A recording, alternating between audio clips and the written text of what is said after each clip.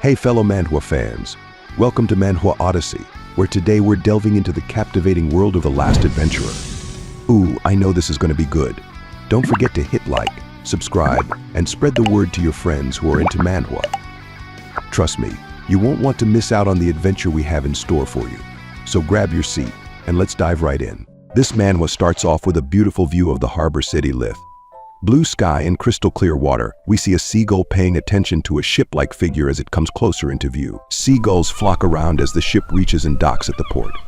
Someone shouts, "Finally, I'm here." The loud shout echoes through the city, gaining the attention of citizens as the person laughs with enjoyment. A woman dressed in a service bunny outfit asks, "You'll be able to purchase potions once you do me a favor." A fisherman asks the guy, who was glad he had finally arrived, "Why don't you buy one of these fishes?" As he travels around the city, more citizens ask, "Do you need a place to keep your baggage? And if you want to travel to Maple World, you need to train first." Another person asks, "Where's my sister?" With his eyes sparkling and filled with excitement, he says out loud, "This is the harbor city of Lith." A new person appears in the scene, asking, "Are you that happy, Raymond?" The newcomer appears to be a good friend of Raymond, who replies, "Walker." Walker continues to hold down Raymond's head as they walk. Raymond responds, "You're just as happy, aren't you?" A Terran fellow, looking like an adventurer, replies, "I do want to run around from all the joy too, to be honest," as a dark-haired woman dressed as an assassin smiles behind him. Someone says, "Terran." The Terran fellow looks up at the breathtaking view and says, "This is where our adventure truly begins." They walk toward a massive building. The scene then shifts to night, illuminated by a light blue moon, as the narrator says, "This is the era of adventurers." We see countless different classes of warriors as if they are preparing for battle. The narrator continues, "Adventurers from all over the world create their own adventures and become heroes in their own journeys. Gates beyond the mysterious portals that began appearing all over the world one day contain all kinds of horrifying monsters that you could not see in Maple World. Countless adventurers have died in the gates, but the unimaginably valuable and powerful items inside lure in those who dare to dream big." Walker confidently states, "We need a bait." Raymond, puzzled, stares at Walker. Walker further explains, "We can't plan anything until we know what's inside the gate. Countless adventurers have died because of unexpected variables. That's why we need a slave to act as bait." The assassin woman replies to Walker, "So we need someone to take the attention away from us when we run." Raymond, still lost, mumbles, "Huh." The assassin nods, "That's a good plan." We then see individuals locked behind bars as a man shouts, "Welcome." This market is run by the Gafor Merchant Union. Walker looks around with his staff on his back. The man continues, "All the guys here are slaves meant to be used as bait, so pick and choose." As he laughs cheerfully, he tells Walker, "You'll see that they're really worth the price. I recommend these guys. They're in good shape. We got them only recently." Walker responds, "All right, I'll take both." The man replies, "Haha, good choice. Good luck on your adventures." The scene then shifts to the team of adventurers staring at a red portal. Walker says, "We'll mark the pillar here to notify the others that we're already in." It seems like no one's gone inside yet. Walker says as he marks a tree branch, "That means we'll be the first." Smirking, he asks, "You're all ready, right?" His team, with radiant smiles, shouts, "Let's go." Walking through the portal, Raymond shouts, "This feels really strange," as he stumbles. With a shocked expression, Raymond looks up, amazed at the world they are in. Only one word escapes his mouth: "Wow. I've never been in such a mysterious place before. It's totally different from what I had imagined." Walker says, "There's no need to get all nervous. Let's get moving." Gates usually form in locations far from monster habitats, so we should be in the clear for now. Someone from the party adds, "We can't use the same gate to leave. We need to find an exit gate first."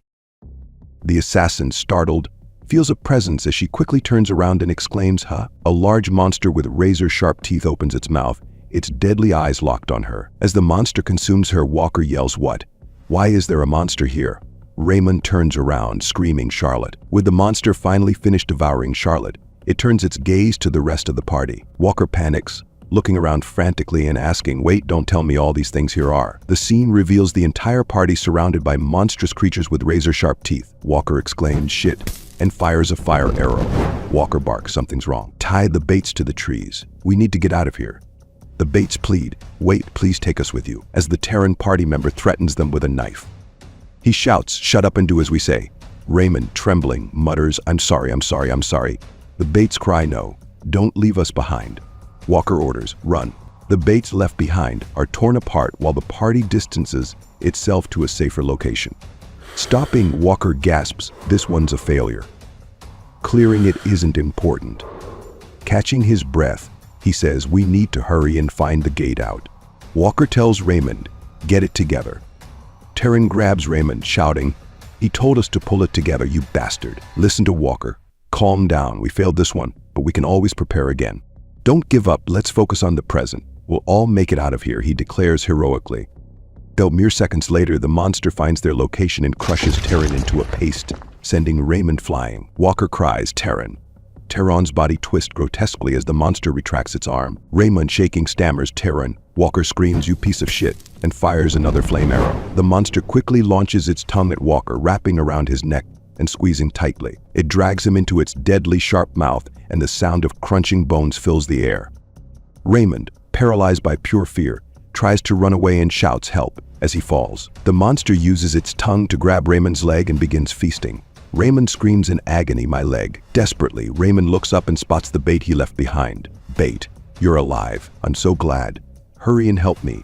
All my members are dead, it's just you and me now. Ah, right, I'm really sorry about earlier. I didn't mean it.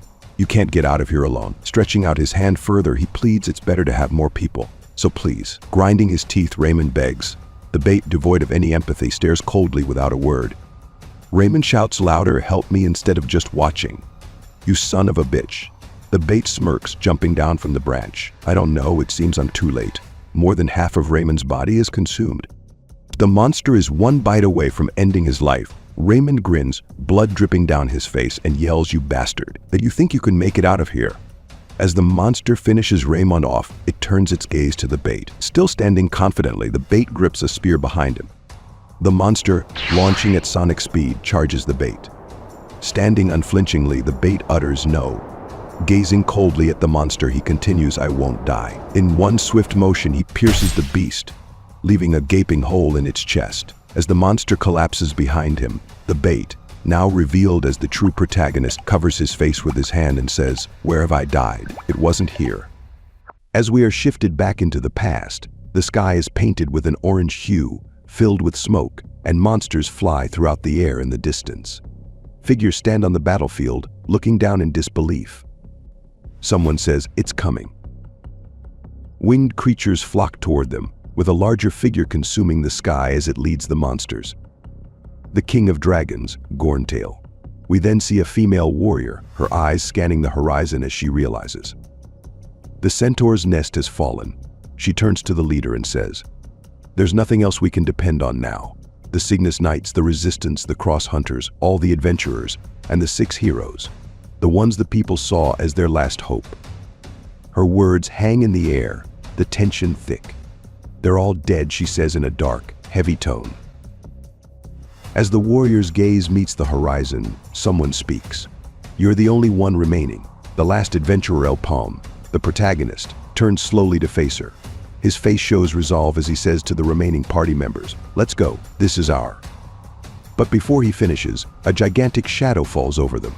Wind scatters debris everywhere, and a massive roar shakes the very cliffs they stand on. The king of dragons, Gorntail, looms above, casting an ominous presence. The party begins preparing for the last battle, the final adventure. As we shift to a fiery wasteland, trees burn and smoke fills the air. El-Paume, battered and bruised, kneels in the middle of the battlefield. His comrades lie dead at his feet. The dragon's head motionless on the ground, its mouth open, lifeless. El-Paume looks up weakly and mutters, is it over for me? As he takes in the scene, he notices the dragon's body twitch. The king of dragons, though decapitated, is still alive. It's regenerating the head, I cut off, El-Paume whispers, his voice filled with disbelief. It was all for nothing. The dragon, now fully awakened, dives toward him with terrifying speed. As El-Paume clings to life, his vision blurs. This is my end, he breathes. The world's end, and our adventure too. He crushes the rock beneath his hand, a last burst of strength flowing through him. Rage fills his voice as he mutters, this is how it all ends. Philip, Jaden, Alexis. Everyone sacrificed themselves, shouting to the heavens. He cries, I can't accept this. With his body shaking, El-Paume attempts to stand, wobbling as he faces the dragon. Gorntail, he screams, his breath ragged, this cannot be how it ends. He summons the last of his mana, gathering everything he has left for one final attempt. One final attack. No matter what, I will. But with his mana depleted, the spell fails. Blood spills from his mouth. As he collapses, his body unable to bear the strain. Gorntail, its third head starting regenerate fully, charges up its deadly fire breath. A purple light illuminates the sky, casting shadows across the battlefield. As the dragon releases its fiery attack, El-Paume stands, helpless, calling himself pathetic, wondering why it had to end like this. If only. He thinks, if only I had one more chance. Suddenly, we hear the splash of water being thrown and a voice yells, "Get up, you piece of shit." El-Paume's eyes snap open, confusion setting in. He's no longer on the battlefield. Instead, he finds himself in ragged clothes, arms and neck chained. A harsh voice breaks through his daze, pretending to be sick from work. "Know your place, slave." El-Paume blinks, his thoughts racing. What? Where standing over him is a furious man, glaring down with pure anger. What about Gorntail? Am I alive? Wait! El-Paume's mind reels as he surveys his surroundings. It feels familiar, too familiar. This place. He thinks, his breath catching as he overhears voices in the background. "They're great for long-distance dungeons," one says casually. El-Paume's memories begin to rush back. This place. He realizes, panic bubbling up inside him. Voices continue in the background, and another man says, "Oh man, thank you." As adventurers look around the slave market, El-Paume huffs and puffs, panic setting in. No way, he thinks. The slave market was abolished around 6 years ago, but this place, this merchant, his eyes widen in shock. He's the same merchant who controlled me 6 years ago when I was a slave. As the merchant's rage builds, he shouts, "You little," and swings at El-Paume. El-Paume is about to be struck but thinks, "I'm back in the past." His expression shifts from confusion to shock. The merchant, still shouting, says, "What the hell are you glaring at?" On that day, El-Paume was returned to the very beginning. Sitting with a bloodied nose, he asks himself, "Am I dreaming?" He wipes the blood from his face. No, he decides, this is too real, he can't believe it, yet the reality is undeniable. The merchant continues to speak, telling adventurers, "All these slaves are meant to be used as bait. Pick and choose. They're in good condition, we got them recently." Walker, one of the adventurers, responds, "All right, I'll take both." El-Paume, still piecing things together, murmurs to himself, "There's no need to overthink this. It's my second chance." The scene shifts once again. El-Paume picks up a fire staff, inspecting it. He knows it's only good for basic fire arrows. It's not a bad skill, he notes, but it's not enough. He walks through the terrain, scanning his surroundings. An adventurer needs more than just a weapon, he muses. Otherwise, what's the point of me coming back here? Suddenly, his foot hits something. He looks down, surprised to see a severed foot. Sometimes, people hide valuables in their shoes. He finds a ring. As he puts it on, the ring glows with a blue, mysterious energy. A telekinesis ring, he realizes. But before he can process more, creatures stir in the forest. Did they smell the blood? He wonders. Monsters begin to swarm. El-Paume, with his staff ready, takes a defensive stance, prepared for battle. He quickly dispatches a few monsters using his spear. One monster lashes out with its tongue, wrapping around his spear and snapping it into half. Another creature looms above, ready to strike. "Fire arrow," El-Paume commands, summoning a swirl of flames. The blast saves him, but there's no time to relax. Dodging out of harm's way, El-Paume mutters, "I'll test out this ring too." He fires another arrow, his left arm glowing as he uses telekinesis to guide the flames toward the creatures. "I can't keep this up for long," he thinks, beads of sweat forming on his forehead. The monsters circle cautiously, watching him. "Well, it doesn't matter," he says, standing firm.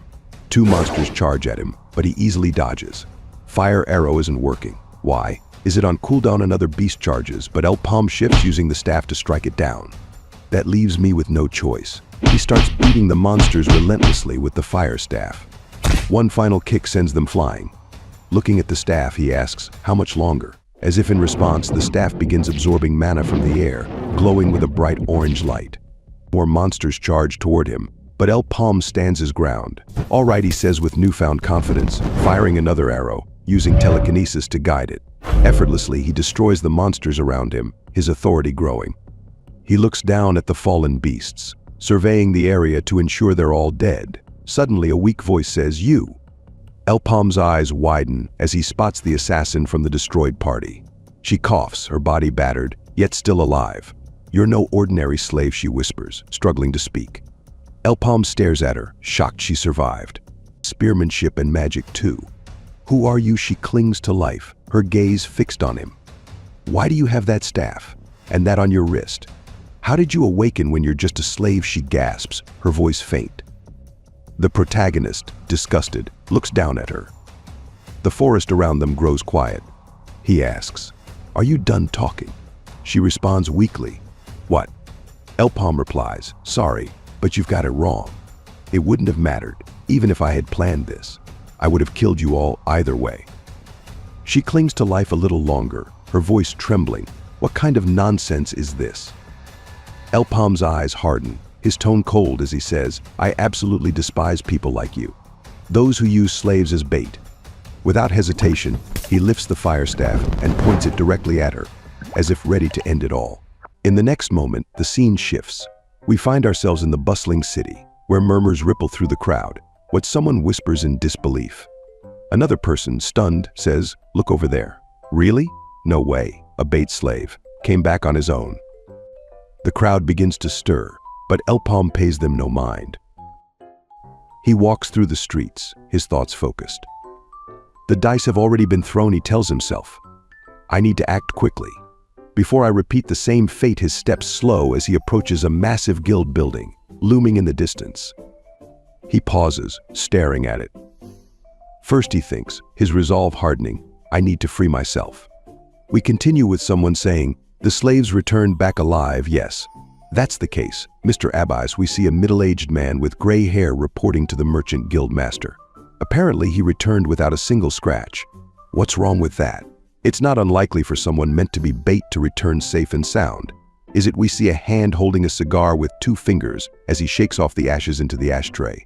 All the adventurers accompanying him died inside the dungeon. What? So he's the only one who made it out alive? That's definitely unusual. We see another middle-aged man with an eye patch. On top of that, you say he didn't run away and came back here on his own feet? People who've been reduced to slaves because of debt will end up as bait again, even if they come back alive. Despite that, he didn't run away. That means he's well aware he can't get out of our hold that easily. Because the sole means of escaping is through death. That's the way of the Gafour Merchant Union. Is it not so? Why do I have to be reported about such a trivial matter? The guildmaster asked. The gray-haired man responded, "There's another event to report besides this."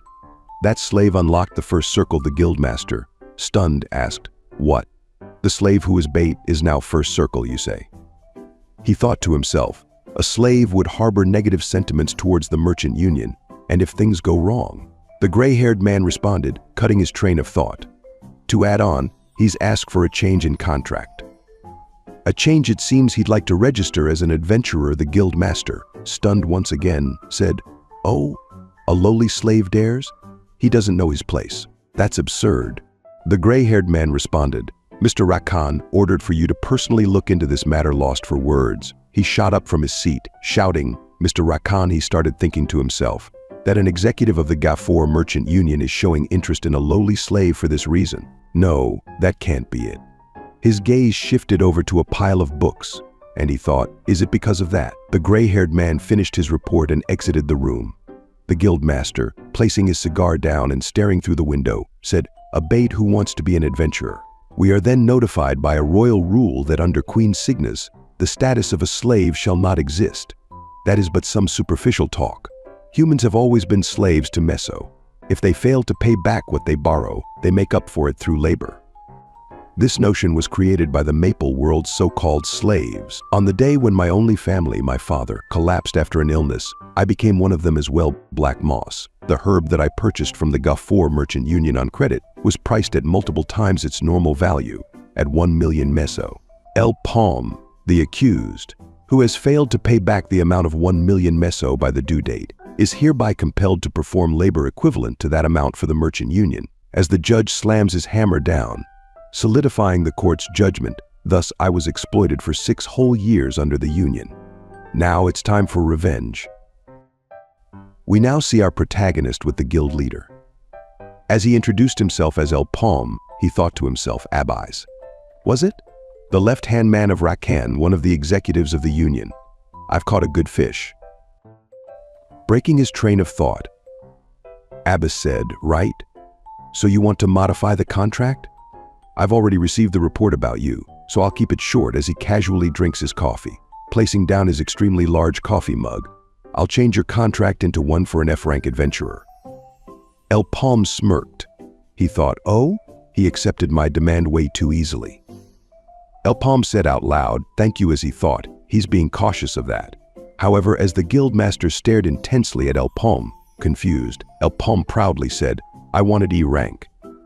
He thought that he had no intention of playing along with the guildmaster at his pace. The guildmaster, confused, asked, what, rank E? For you? The Adventurer Association hasn't even assigned you a rank. I've already explored over hundreds of gates in the past 3 years as the baiting slave. The guildmaster replied, that still makes it experience as bait. You've never caught a monster, El-Paume said. Since when has monster hunting been a virtue for an adventurer? What the guildmaster replied. The reason the first adventurer was able to make a name for himself was survival. The virtue of an adventurer is returning alive, he further thought, since the information from a returnee can play a greater role than individual feats. The guildmaster, intrigued, said, I admit that's true. You're certainly right that surviving as a baiting slave for 3 years is no ordinary feat. But that's all it is. You only enter dungeons ranking low in difficulty. Do you really think that pathetic survival ability of yours will work in higher ranking gates? He continued, it seems you take us for idiots who'd offer a risky contract to someone who'll die without even having to pay back our money. As he pulls out another cigar, the guildmaster thought, lunatic. He thinks he's all that. He'll die without being able to go far. Although, what is this repulsive feeling I'm getting? The guildmaster further stated out loud, there's this one gate. Only 5 can enter, and it has 12 scars. That's right, with a wide smile, he said. Bones of at least 12 parties are buried there. He got up and looked down on El-Paume and said, prove it. If your worth is what you say it is. As El-Paume stared at him, I'll do what you want. He handed the new contract to him. The scene shifts to the forest as we hear someone saying, you're the rookie, we're going with Ha, as we see a party of 4, about to be joined by a 5th member. The party leader said, nice to meet you. My name's Chev. My position's tank. I heard about you from Mr. Abis. So, you were a baiting slave, huh? He stated that he didn't care about stuff like that, so don't worry. As he points over to his other team members, they expressed a warm, welcoming atmosphere. Chev said, that goes the same for my comrades. El-Paume said, I hope we can have a nice time working together. Someone asked El-Paume, I heard you can use fire magic, he replied. Well, yeah, the assassin, with his hand over Chev, said, what do you mean? Chev added, I heard mages can't use magic of elements other than the one they're born with, so apparently any item that's unrelated to their element is useless for them. Have you heard about that? That's complicated, the assassin said. He further added, enough chit-chat. You must have heard it already, but for this mission, the goal isn't hunting monsters. Our goal is to safely retrieve the items left behind by the 12 parties who were annihilated before us. Chev also stated, and then we just have to return the items we retrieved to the Union. I heard they're giving 3,000 meso for each item. The assassin replied, aren't they being too much? We won't get anything if we can't retrieve them. Items for adventurers of the first circle are worth at least 7,000 meso or more. That's not even half the price. Another party member, dressed in knightly armor, said. Stop complaining, the assassin said. What about it? When did I complain? Chev said, now. Enough of this. Are you all ready? They responded. Okay, let's go make some money. The assassin complained that it's so bright, but it feels so dreary. Chev replied, everyone pay attention. There's a high chance of a long battle in this dense forest, so we'll set up a base first. Chev, what about up in that tree? With all those branches, hiding and moving to other trees will be quite easy. Chev replied, sure, that's not a bad idea. Okay then, let's go with that. As they throw down their building equipment, the assassin told El-Paume, you can just rest. Setting up base is mine and that idiot's specialty. Now that the base is all set up, we'll split into 2 groups and search the surroundings. Chev broke up the group into 2 teams. Tom, Max, and Roa, you 3 are in group 1. Myself and El-Paume will be in group 2. We'll each take the east and west sides, scout and get back. If something happens, send a signal. and rushed to the base. Got it, everyone replied. Okay. Chev and El-Paume, walking together, had a conversation. Chev said, how come we haven't come across a single monster, let alone an item? Did we fix our spot too early? We're gonna have to move further inside tomorrow. That aside, how's your first mission as an adventurer looking? El-Paume, with a serious face, said, I'm nervous. Chev laughed and said, that's how it is. You know, I've been an adventurer for a long time, yet every time I step inside the gate, I'm nervous about it. I've always been a scaredy cat. But despite that, I can have courage because I've got good people by my side. Praising them myself might sound awkward, but they're really good people. I felt very sorry when I heard about your story. Baiting slave. I can only imagine how hard it must have been. On that topic, El-Paume, if it's okay with you, how about joining our? El-Paume, distracted, observed a small crater in the ground. Chev, noticing El-Paume's distraction, said, I wasn't being serious about that, so don't worry about it. Ah, that means you have nothing to gain either. You think we'd find them so easily? Chev added, stop talking about work when we're eating, can you? You can always talk about it tomorrow. We see El-Paume casually drinking his water. The moon's light completely covered the forest. We hear someone snoring as Chev walked over with his party members. Hey, El-Paume, are you sleeping? Chev asked. No response came from El-Paume. The assassin asked the captain, what are you doing, as he grabbed his shoulder. He murderously said, this guy's lost in his dreams. How would he answer you? Geez, you're so damn cautious. The assassin smirked and added, did you forget what we mixed in his food? That sleeping herb could even make a mushmum weighing 1,000 kilograms fall asleep. The assassin continued, he gulped down so much of it, he'd be lucky not to die. Hey, by the way, a fire arrow wand. That's at least 10,000 meso. The assassin, with his dagger held high and a devilish expression, aimed it at El-Paume, saying, then let's get to work, shall we? While stabbing El-Paume. The assassin was shocked. The captain asked, what's wrong? The assassin replied, he's not here. As the party collectively said, what? No way. Chev shouted to everyone to find him immediately. He couldn't have gotten far. Cutting off his words, a huge explosion took place, consuming their hideout with fire. They all shout, fire. We see a figure in the distance observing them. Chev asking his party members, what happened? Why is there a fire all of a sudden? Quickly, we have to get the food and items out. Damn it. Is this El-Paume's doing? Boss. As Chev turned around quickly to see what the knight of the group was pointing at. We then see a gigantic eyeball covered in yellow slime, looking down at them. Chev, nervous and petrified with fear, said, could it be? El-Paume, that bastard. Did he actually use us as bait? Jumping off the treehouse hideout after gathering their supplies, the golden slime monster then consumed the hideout. The party is making a run for it deeper into the forest. We see El-Paume standing on a branch looking down at them. He thought to himself, how lacking. They shouldn't have been so kind if they wanted to trick me. In a gate where over 12 parties that have veteran adventurers fail, they'd welcome a bait like me. It's obvious that they were up to something. Anyway, the boss monster of this area was that guy. I had an inkling that it was that thing from the broken parts, but it's bigger than I thought. The slime monster is traveling at high speed, trying to catch its prey.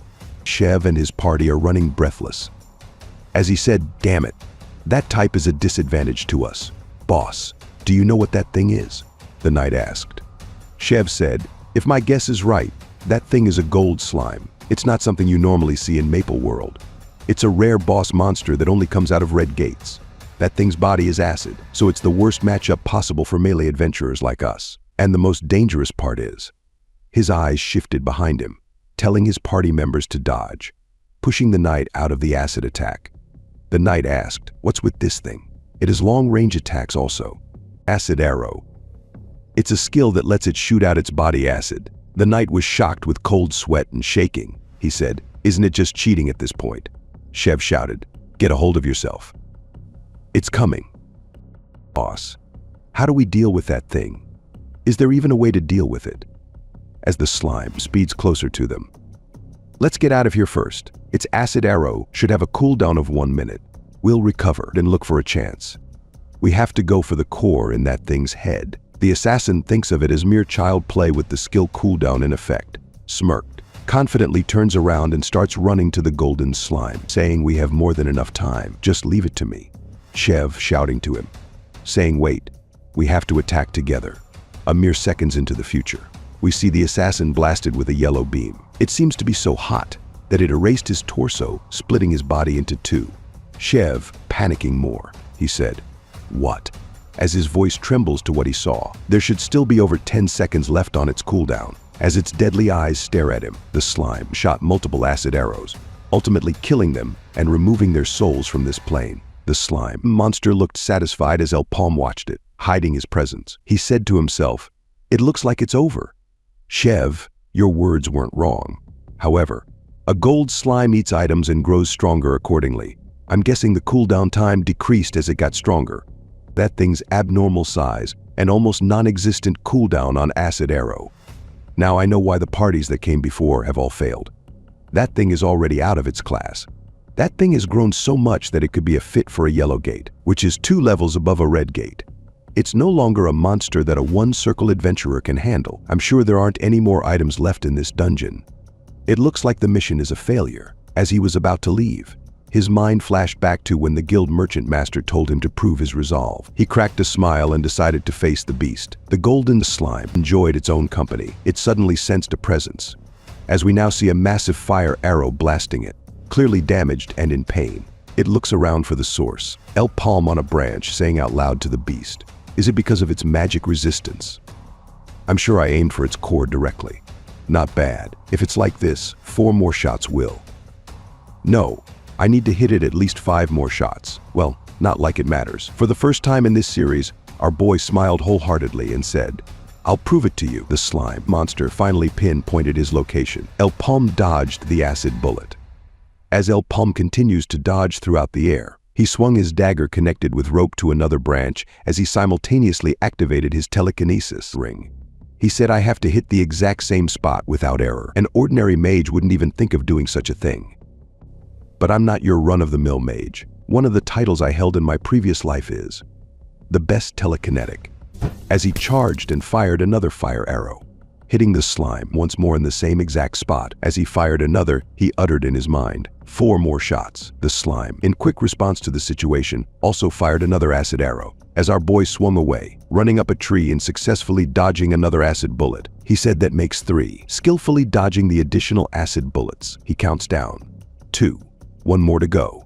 As he fired the last fire arrow, the slime dodged, he thought. Dodging? It's pretty quick for its size, but it's pointless. Using his telekinesis to change the direction of the fire arrow and blasting it once more. The core is now exposed, slightly damaged. El-Paume took the opportunity to end it all with another fire arrow, as we see a massive slime, acid-like hand behind him, ready to crush him. As the massive slime's hand came closer to El-Paume, his eyes shifted. He quickly used telekinesis to hurl his dagger, rope in hand, into the ground below, allowing him to dodge out of the way, sliding on the ground due to the speed at which he landed. Without hesitation, he retracted his rope and dagger, all while readying his fire staff for another fiery strike. The fire arrow launched at the slimy beast, as it tries to cover its weak spot with its hands. El-Paume smirked, using his ring to adjust the fire arrow's direction, hitting it once again in its weak spot. The slime's core shattered, resulting in the slime monster imploding upon itself, creating a massive explosion in which El-Paume quickly evaded. However, he wasn't safe. A river of acidic slime surged through the battlefield, threatening to consume everything in its path. El-Paume threw his dagger attached with a rope onto a branch,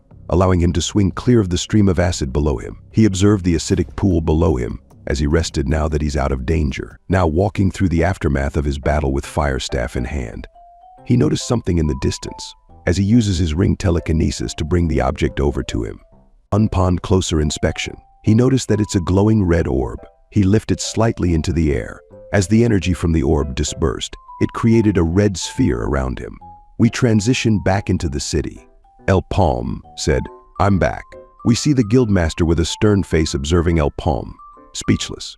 Smoking his cigar, he said in a stern voice, "So you weren't a big talker, but you're back alone again.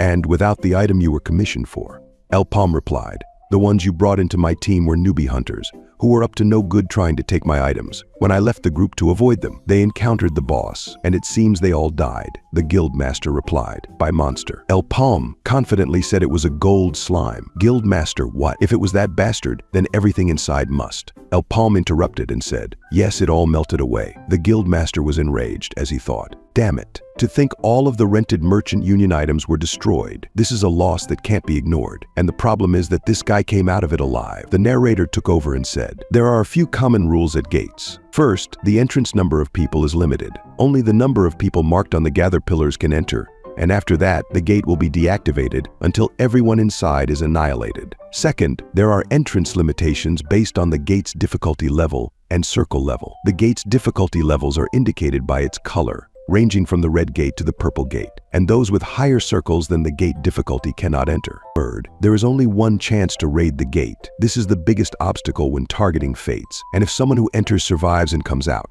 that gate is destroyed and cannot be entered again. As long as the adventurers who entered the gate don't die, there will be no other chances. The guild master leans over as he thinks, so the gate is already a lost cause. Well, honestly, a gold slime wouldn't be too difficult for the first circles to face. He said it out loud. I see. So only you barely managed to survive. And since, as you said, all the items melted, I understand why you couldn't retrieve them. But regardless of the reason, the fact remains that you failed it. El-Paume responded. How impatient. I didn't finish my explanation yet. Guildmaster said. What? The gold slime. As he unbuttoned his arm sleeves, the Guildmaster stunned as he said. No. El-Paume proudly said. He ate it. The Guildmaster shouted out. Second circle. In disbelief. Did you absorb the mana stone that came from the gold slime? El-Paume said, I think this is enough to prove myself. Now, as promised. Give me E rank.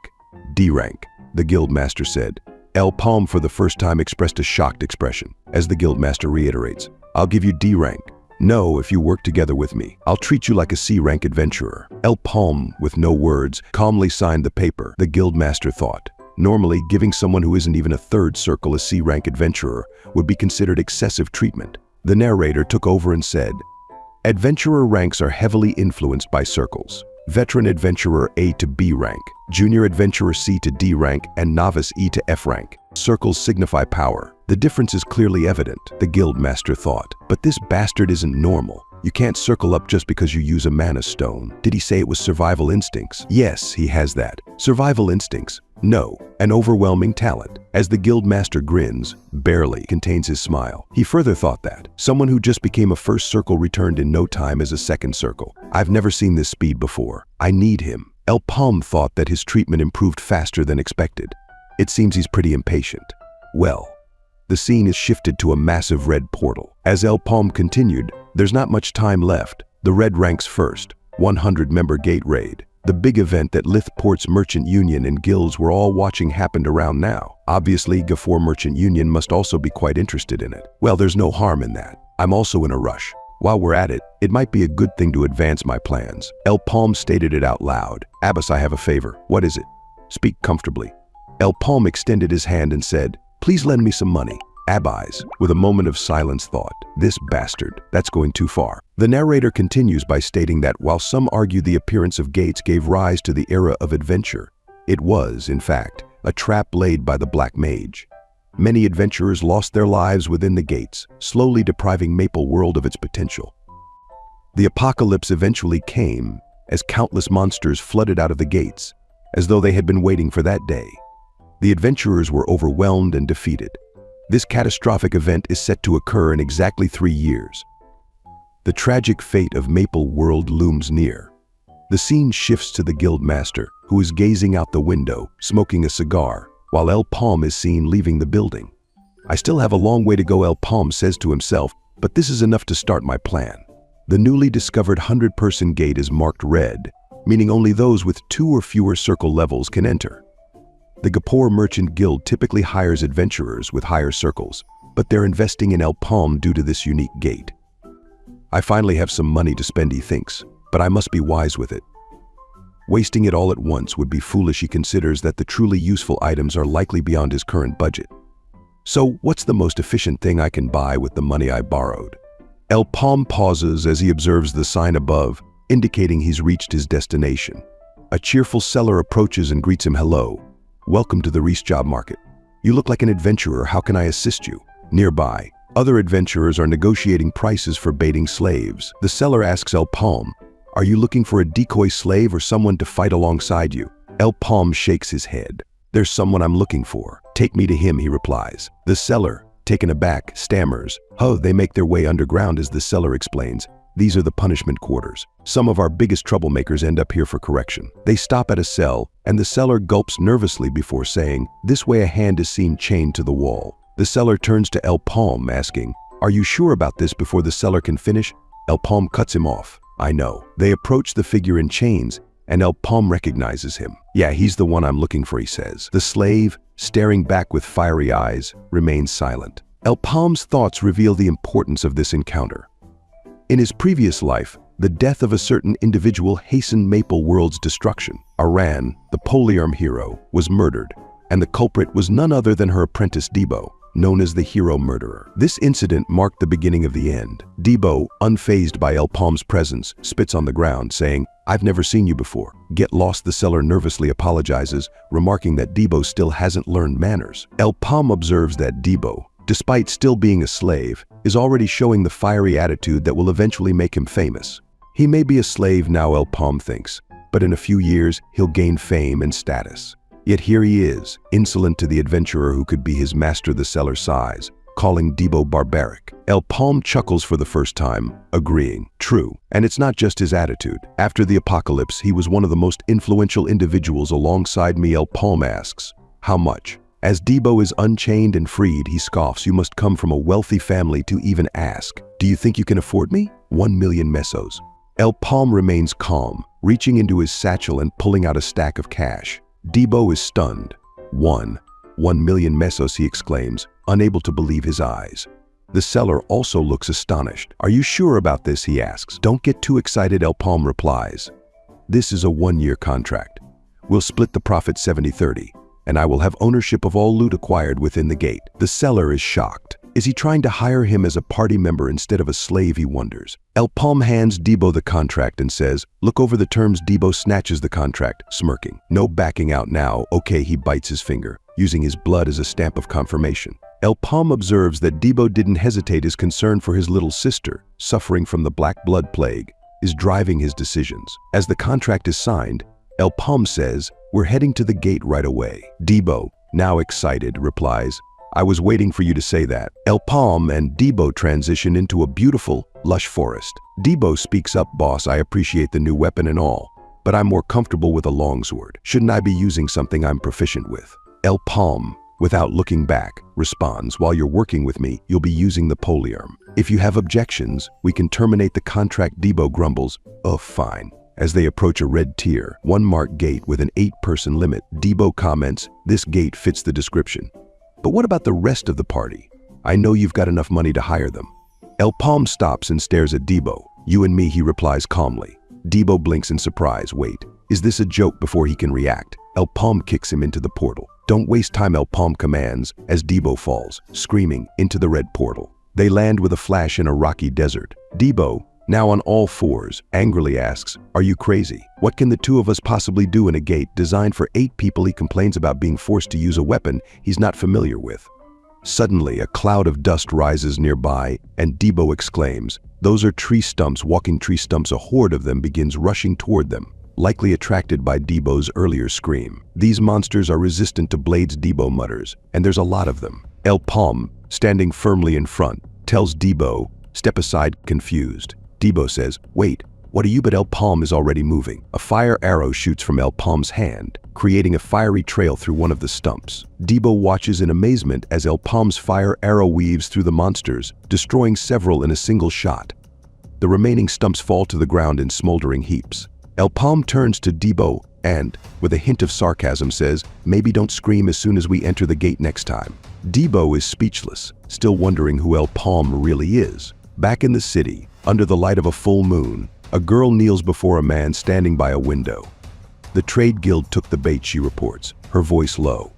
"They're moving forward with the plan, but our people are among them." The man, holding a wine glass, glances out at the moon. "Proceed," he says coldly. The girl bows and dissolves into black energy. The man, his long white hair catching the moonlight, raises his glass and says, "According to his will, everything will go as planned. Maple World will soon be liberated." Back at the gate, Debo, holding a small bag, counts 27 mana stones here without turning around. El-Paume says, "Let's go." As they continue, the sun shines brightly overhead. Debo silently reflects, "I thought this guy was just a crazy person." but he's amazing. I've never seen fire magic used like that. He wonders if El-Paume's abilities are telekinetic, controlling the fire with precision. Debo smiles stupidly, thinking, if I stick with this guy, I'll definitely make a lot of money. My 30% cut will cover my sister's treatment. They come to a stop, and El-Paume says, we're here. Several more stumps appear, sitting idly on the ground. Debo, standing behind a rock, says, there are 9 of them. El-Paume nods. That's the right number. Confused, Debo asks, what do you mean by that? El-Paume gives him a serious look. As a small stone falls and one of the stumps opens its eyes, Debo leaps forward, swinging his axe. He cuts the monster in half with one blow, but the rest of the stumps charge at him. Debo frowns, turning to El-Paume. You're crazy. How am I supposed to defeat them all alone? Especially with this weapon. He dodges the stumps' attacks, barely staying on his feet. I wouldn't survive this, even if I had 9 lives, he shouts. You're a terrible boss. Meanwhile, El-Paume watches calmly, thinking to himself he'll have to master the polyarm soon. It's the best weapon for him. El-Paume thought to himself that he didn't need to question how much potential this guy has. After all, he was the only one the polyarm hero Aaron took in as an apprentice. As Debo battles the stumps, he starts realizing the polyarm's potential. It hits at a distance, and it's pretty powerful, he muses. It's even more convenient than a sword swinging the polyarm. Debo cuts through the air, slashing at the monsters. Maybe this thing isn't so bad after all. El-Paume notes that Debo has quickly grasped the basics of the polyarm, even before opening his first circle of power. Suddenly, a rumbling sound echoes through the desert, and the ground shakes beneath their feet. Debo looks up and asks, is that an earthquake? The rock ahead of them cracks, and a massive, tree-like monster emerges. The creature swings its root-like limbs, scattering debris. Debo barely manages to land on his feet after the impact. He shouts, Stumpy. As we are introduced to this region boss monster, the monster advances, and El-Paume grabbed Debo, pushing him out of the way, saving his life. As Debo said, ouch, landing on his back. And El-Paume, unfazed, ignites his staff with flames. Being big doesn't mean it's strong, he says coolly, shooting a fire arrow at the giant tree. Debo thought to himself, that's right, fire magic should do the trick. The monster deflects the first arrow with surprising speed. El-Paume narrows his eyes. Its reflexes are better than expected. The El-Paume thought, how about this attack? Shooting another fire arrow, adding telekinesis into the mix. Fiery arrows circle around the monster, but it manages to block most of them. Even magic won't work on this thing, Debo yells. What are we supposed to do? El-Paume calmly observes, thinking, it's not that magic doesn't work. It wouldn't have parried the fire arrow off if that was the case.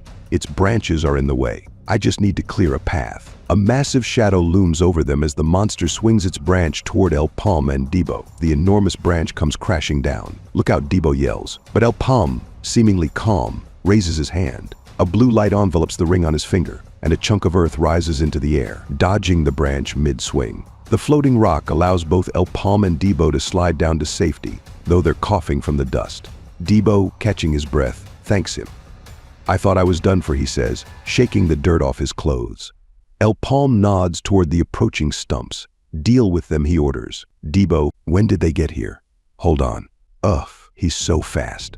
Flames engulfing his staff as he turns his attention to the massive tree monster. El-Paume fires another fire arrow in hopes of getting rid of its branches. Sweating nervously, from a distance, Debo thought that this wouldn't do.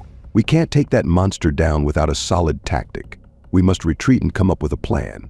Debo watches the battle unfold, his jaw dropping in awe. I can't believe he's going one-on-one with that thing, Debo exclaims. El-Paume finally spots an opening. Using his first fire arrow as a distraction, he fired another through the explosion, catching Stumpy, the boss monster, off guard as it slightly dodges the fire arrow, burning its trunky cheek. Debo shouting with amazement it worked. El-Paume simultaneously prepared for another fire arrow, as he thought to himself that it's impossible to land hits, even with the help of telekinesis.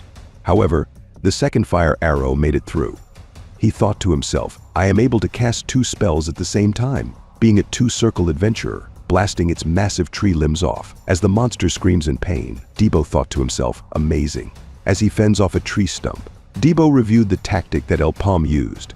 He hit another fire arrow behind the first one.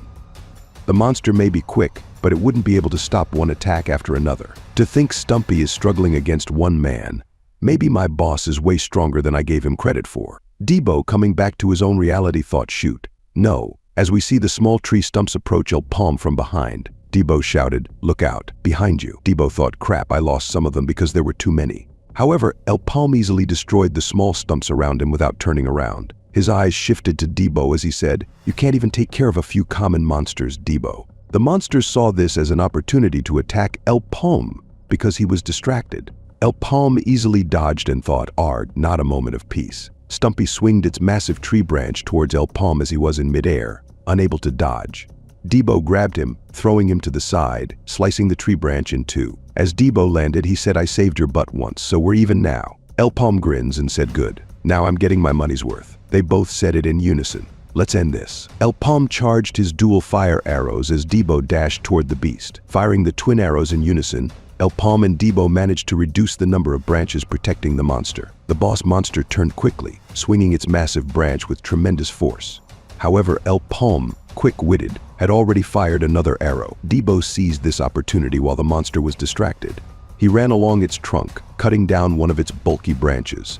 Just as another fire arrow zoomed past, destroying two more branches, the beast screamed in agony. However, El-Paume noticed the beast was preparing to strike Debo with both remaining branches. El-Paume shouted, "I've got your right," using a combination of fire and telekinesis. He readied another attack.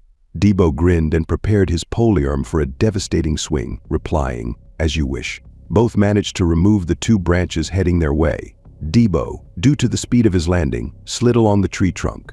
He dashed along the side of another branch, slashing away at more tree limbs, as we could see chips and cracks forming in his polearm. Suddenly, Debo was caught off guard by a massive trunk, hitting him with enough force to almost knock him unconscious, causing him to cough up blood.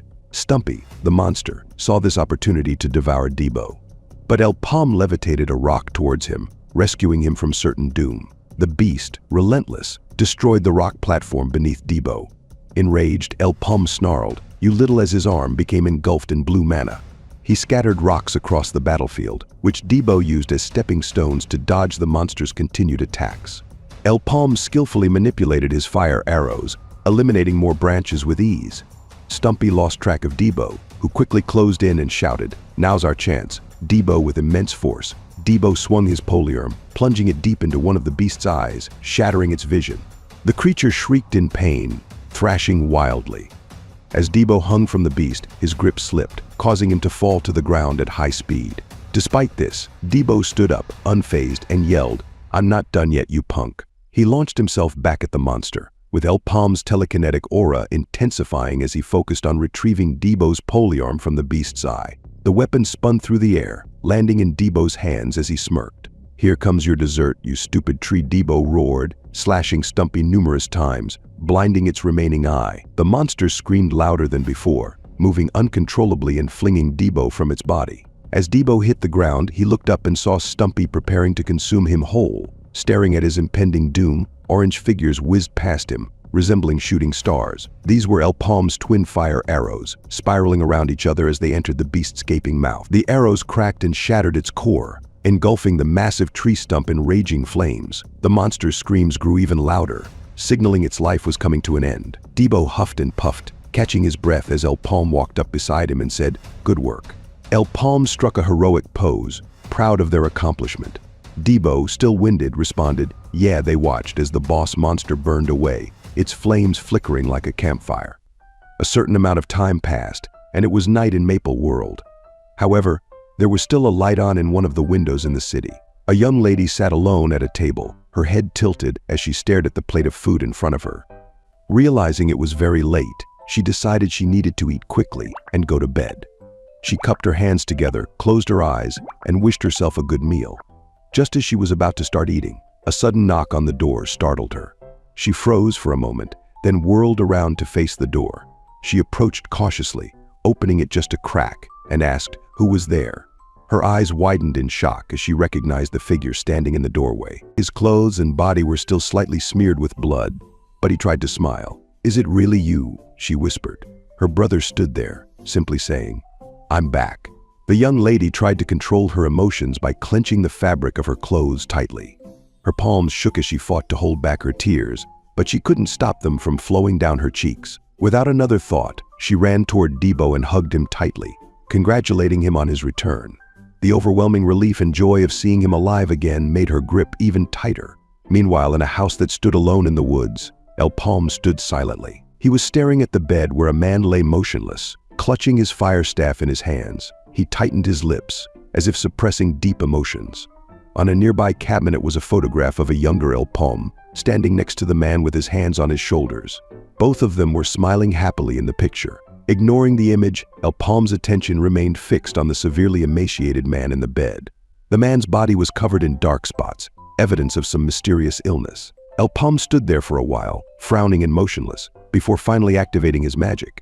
He concentrated the energy through the fire staff, his face expressionless as he focused on the task at hand. A little later, after releasing a powerful attack, flames began to spread throughout the house.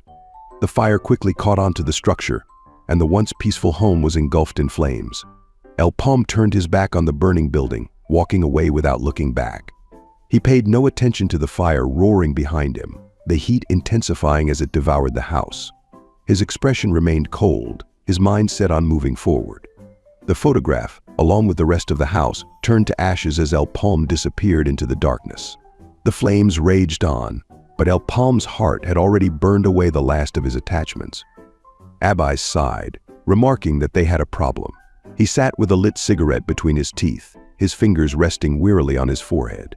With a deep frown, he acknowledged that it was time to send people to the 100-person gate, but he didn't know who to choose.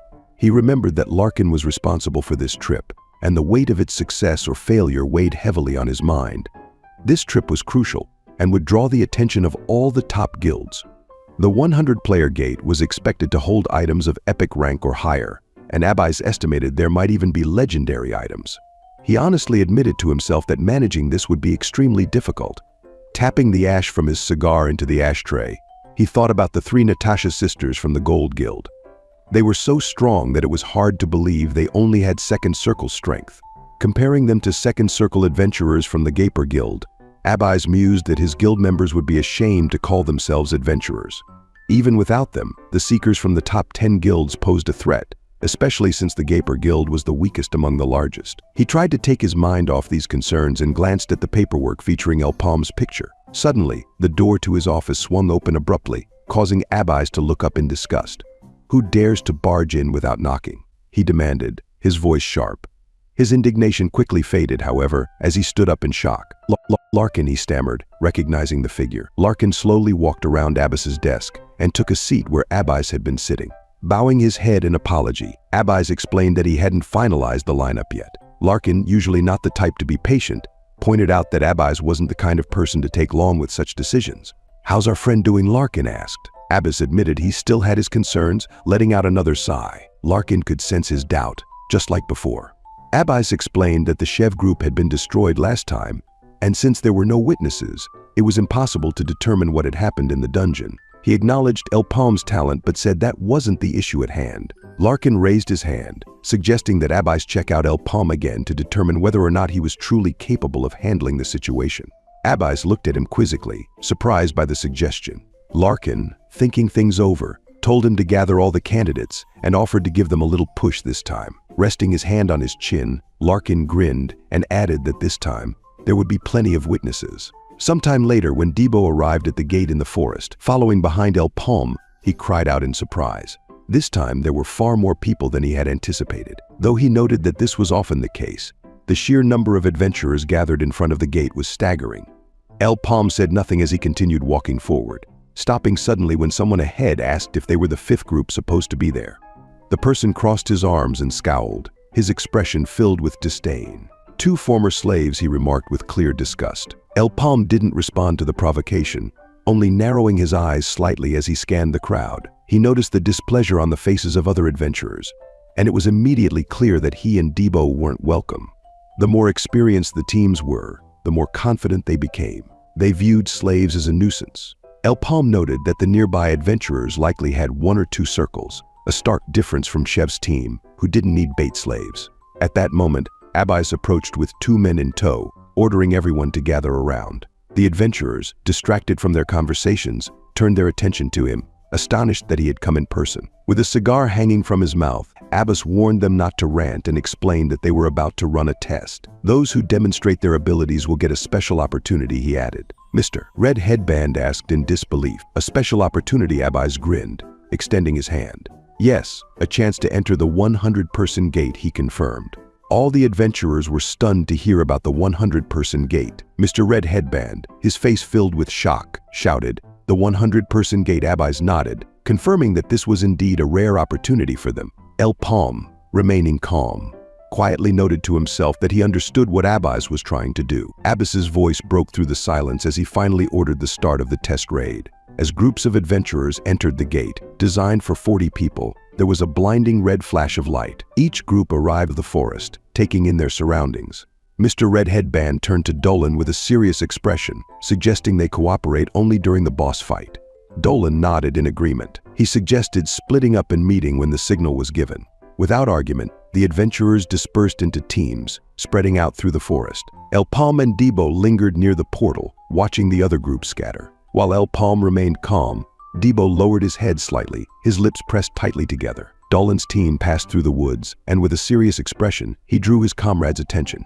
"Time is short," he warned, ordering them to make the most of it. One of the girls on his team smiled confidently and expressed her agreement. Just then, Dolan noticed a rustle in the bushes. As he got closer, he saw a monster and muttered in annoyance, "Is it really just one monster?" He was further irritated when he realized it was a mushroom-like creature. "We're wasting time," he said, holding out his staff. Concentrating his mana, Dolan prepared to attack, and his team members grinned, watching his actions. Using a bolt of energy, Dolan directed his magic toward the monster. He thought it was too boring of a fight, and after his attack, he ordered his team members to take the magic stone. He mentioned that once they did that, they could move on.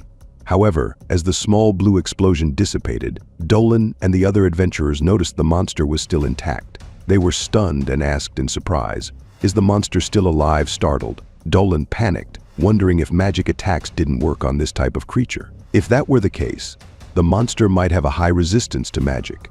Just as the other team members were about to join the battle, Dolan was distracted by the sudden rise of wind. He quickly warned everyone to stop and urged them to be careful. His eyes widened as he noticed a large number of similar monsters nearby. The team stood back to back, fending off the monsters' attacks from all directions, realizing with horror that they were surrounded. They fought for a while, until the last monster let out a final scream and collapsed. Exhausted, the team members froze in place, panting heavily and closing their eyes in relief. They were finally done, but fatigue was setting in. One of the girls on Dolan's team shouted that the monsters were much stronger than they had expected. Aware of the truth, Dolan admitted, "I don't think it's a good idea to keep targeting common monsters.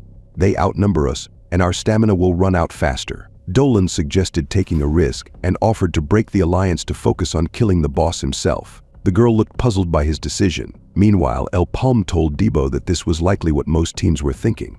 Debo, who had been leaning on his polearm breathing heavily, agreed, saying that the teams were too proud to work together. Suddenly, he changed the subject and asked El-Paume if he planned on helping out since he had been silent. El-Paume glanced at the corpses of the monsters lying next to Debo and replied that there had only been 3 monsters, so Debo could handle it himself. Debo noted aloud that they didn't have time to waste standing around. El-Paume agreed and told him, "Let's get moving." El-Paume insisted that they needed to kill every common monster in sight, but Debo disagreed. He argued that they should head straight for the boss. Confused, Debo asked, "What does this mean? Didn't you just say we were going after the boss?"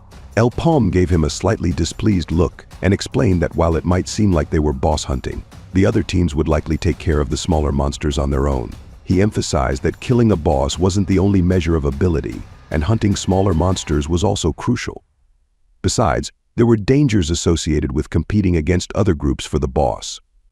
Debo, though annoyed, admitted that El-Paume was right, sarcastically calling him Mr. Know-It-All. El-Paume, unfazed, admitted that he was getting a disturbing vibe from this gate and looked straight ahead with a serious expression. Meanwhile, Dolan's team ventured deeper into the forest. The girl on his team suddenly drew his attention to something and asked him to look in the direction she was pointing. Dolan paused, puzzled, and the girl explained that it appeared to be an exit gate. Noticing the potential escape route, Dolan admitted he wasn't interested in finding it now, but agreed that it would be good to leave a mark on the road, just in case. The rest of the team agreed with him. However, a team member suddenly stopped and began laughing uncontrollably. Dolan, in confusion, asked, "What's the matter with you?" He told the man to be quiet, warning him that he might draw more monsters.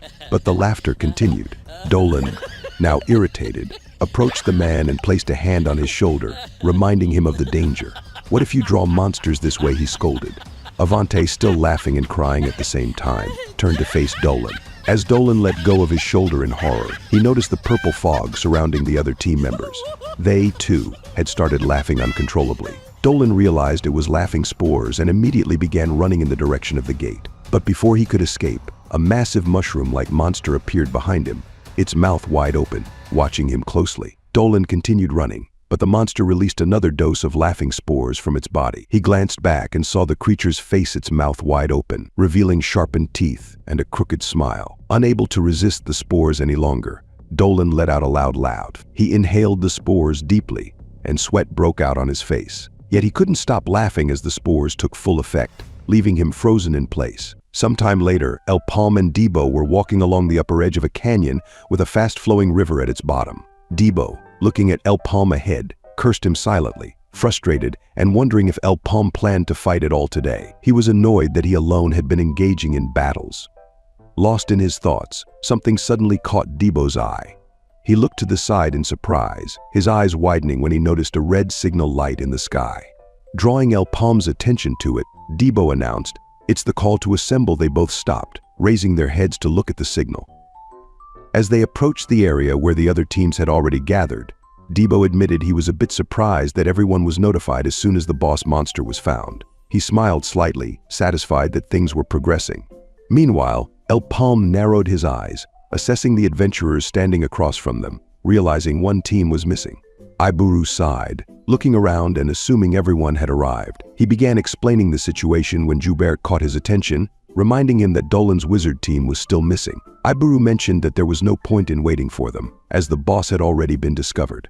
He continued, adding that it was also the same monster that had killed Dolan and his companions. Iburu recalled the gruesome scene, picturing the monster with its mouth smeared in blood and one of Dolan's team members clutched in its grasp. The boss in this area was none other than the clown poison Mushmum.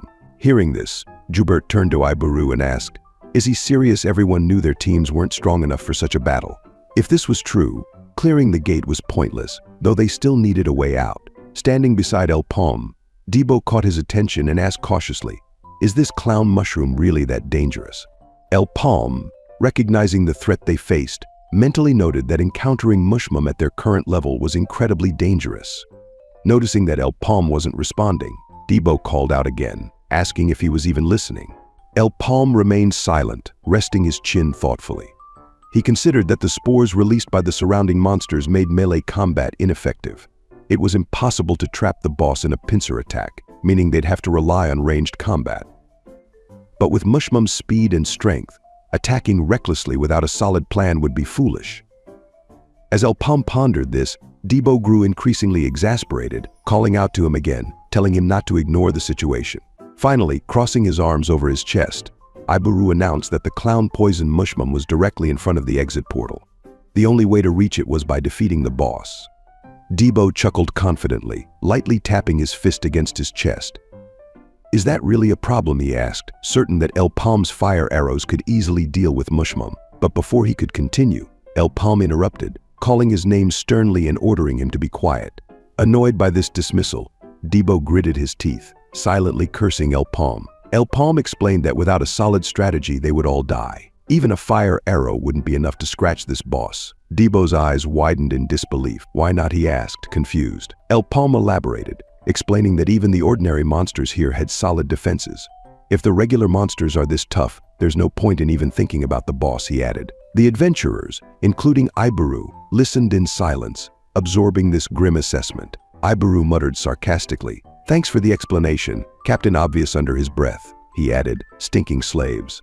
At that moment, one of the other adventurers stepped forward excitedly, reminding everyone that now wasn't the time for infighting. They needed a solution. Suddenly, El-Paume raised his hand and demanded 50,000 mesos per person. Hearing this, Iburu looked at him in bewilderment and asked, "What do you mean by that?" El-Paume, still holding his hand up, calculated that with 30 adventurers, the total would come to 1.5 million mesos. The others stood listening intently. El-Paume then pointed at Debo, who stood behind him, and promised that if the payment was made, they would act as bait slaves. Debo's mouth dropped open in shock, but he said nothing.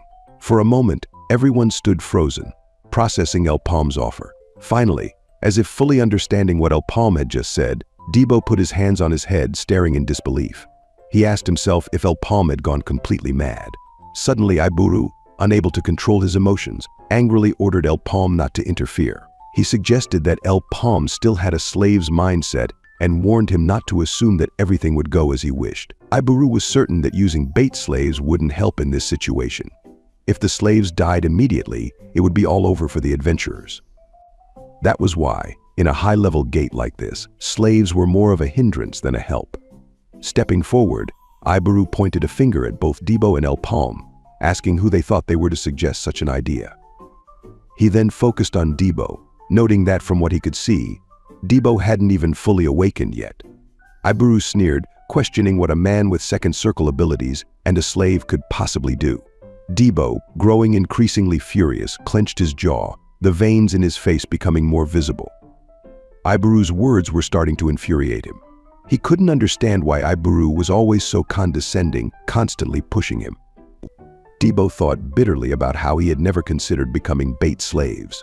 His rage was barely contained, and he gritted his teeth as his anger built. Meanwhile, El-Paume remained calm. He held out his hand and asked, "What does Iburu suggest then?" He assumed Iburu must have a better plan.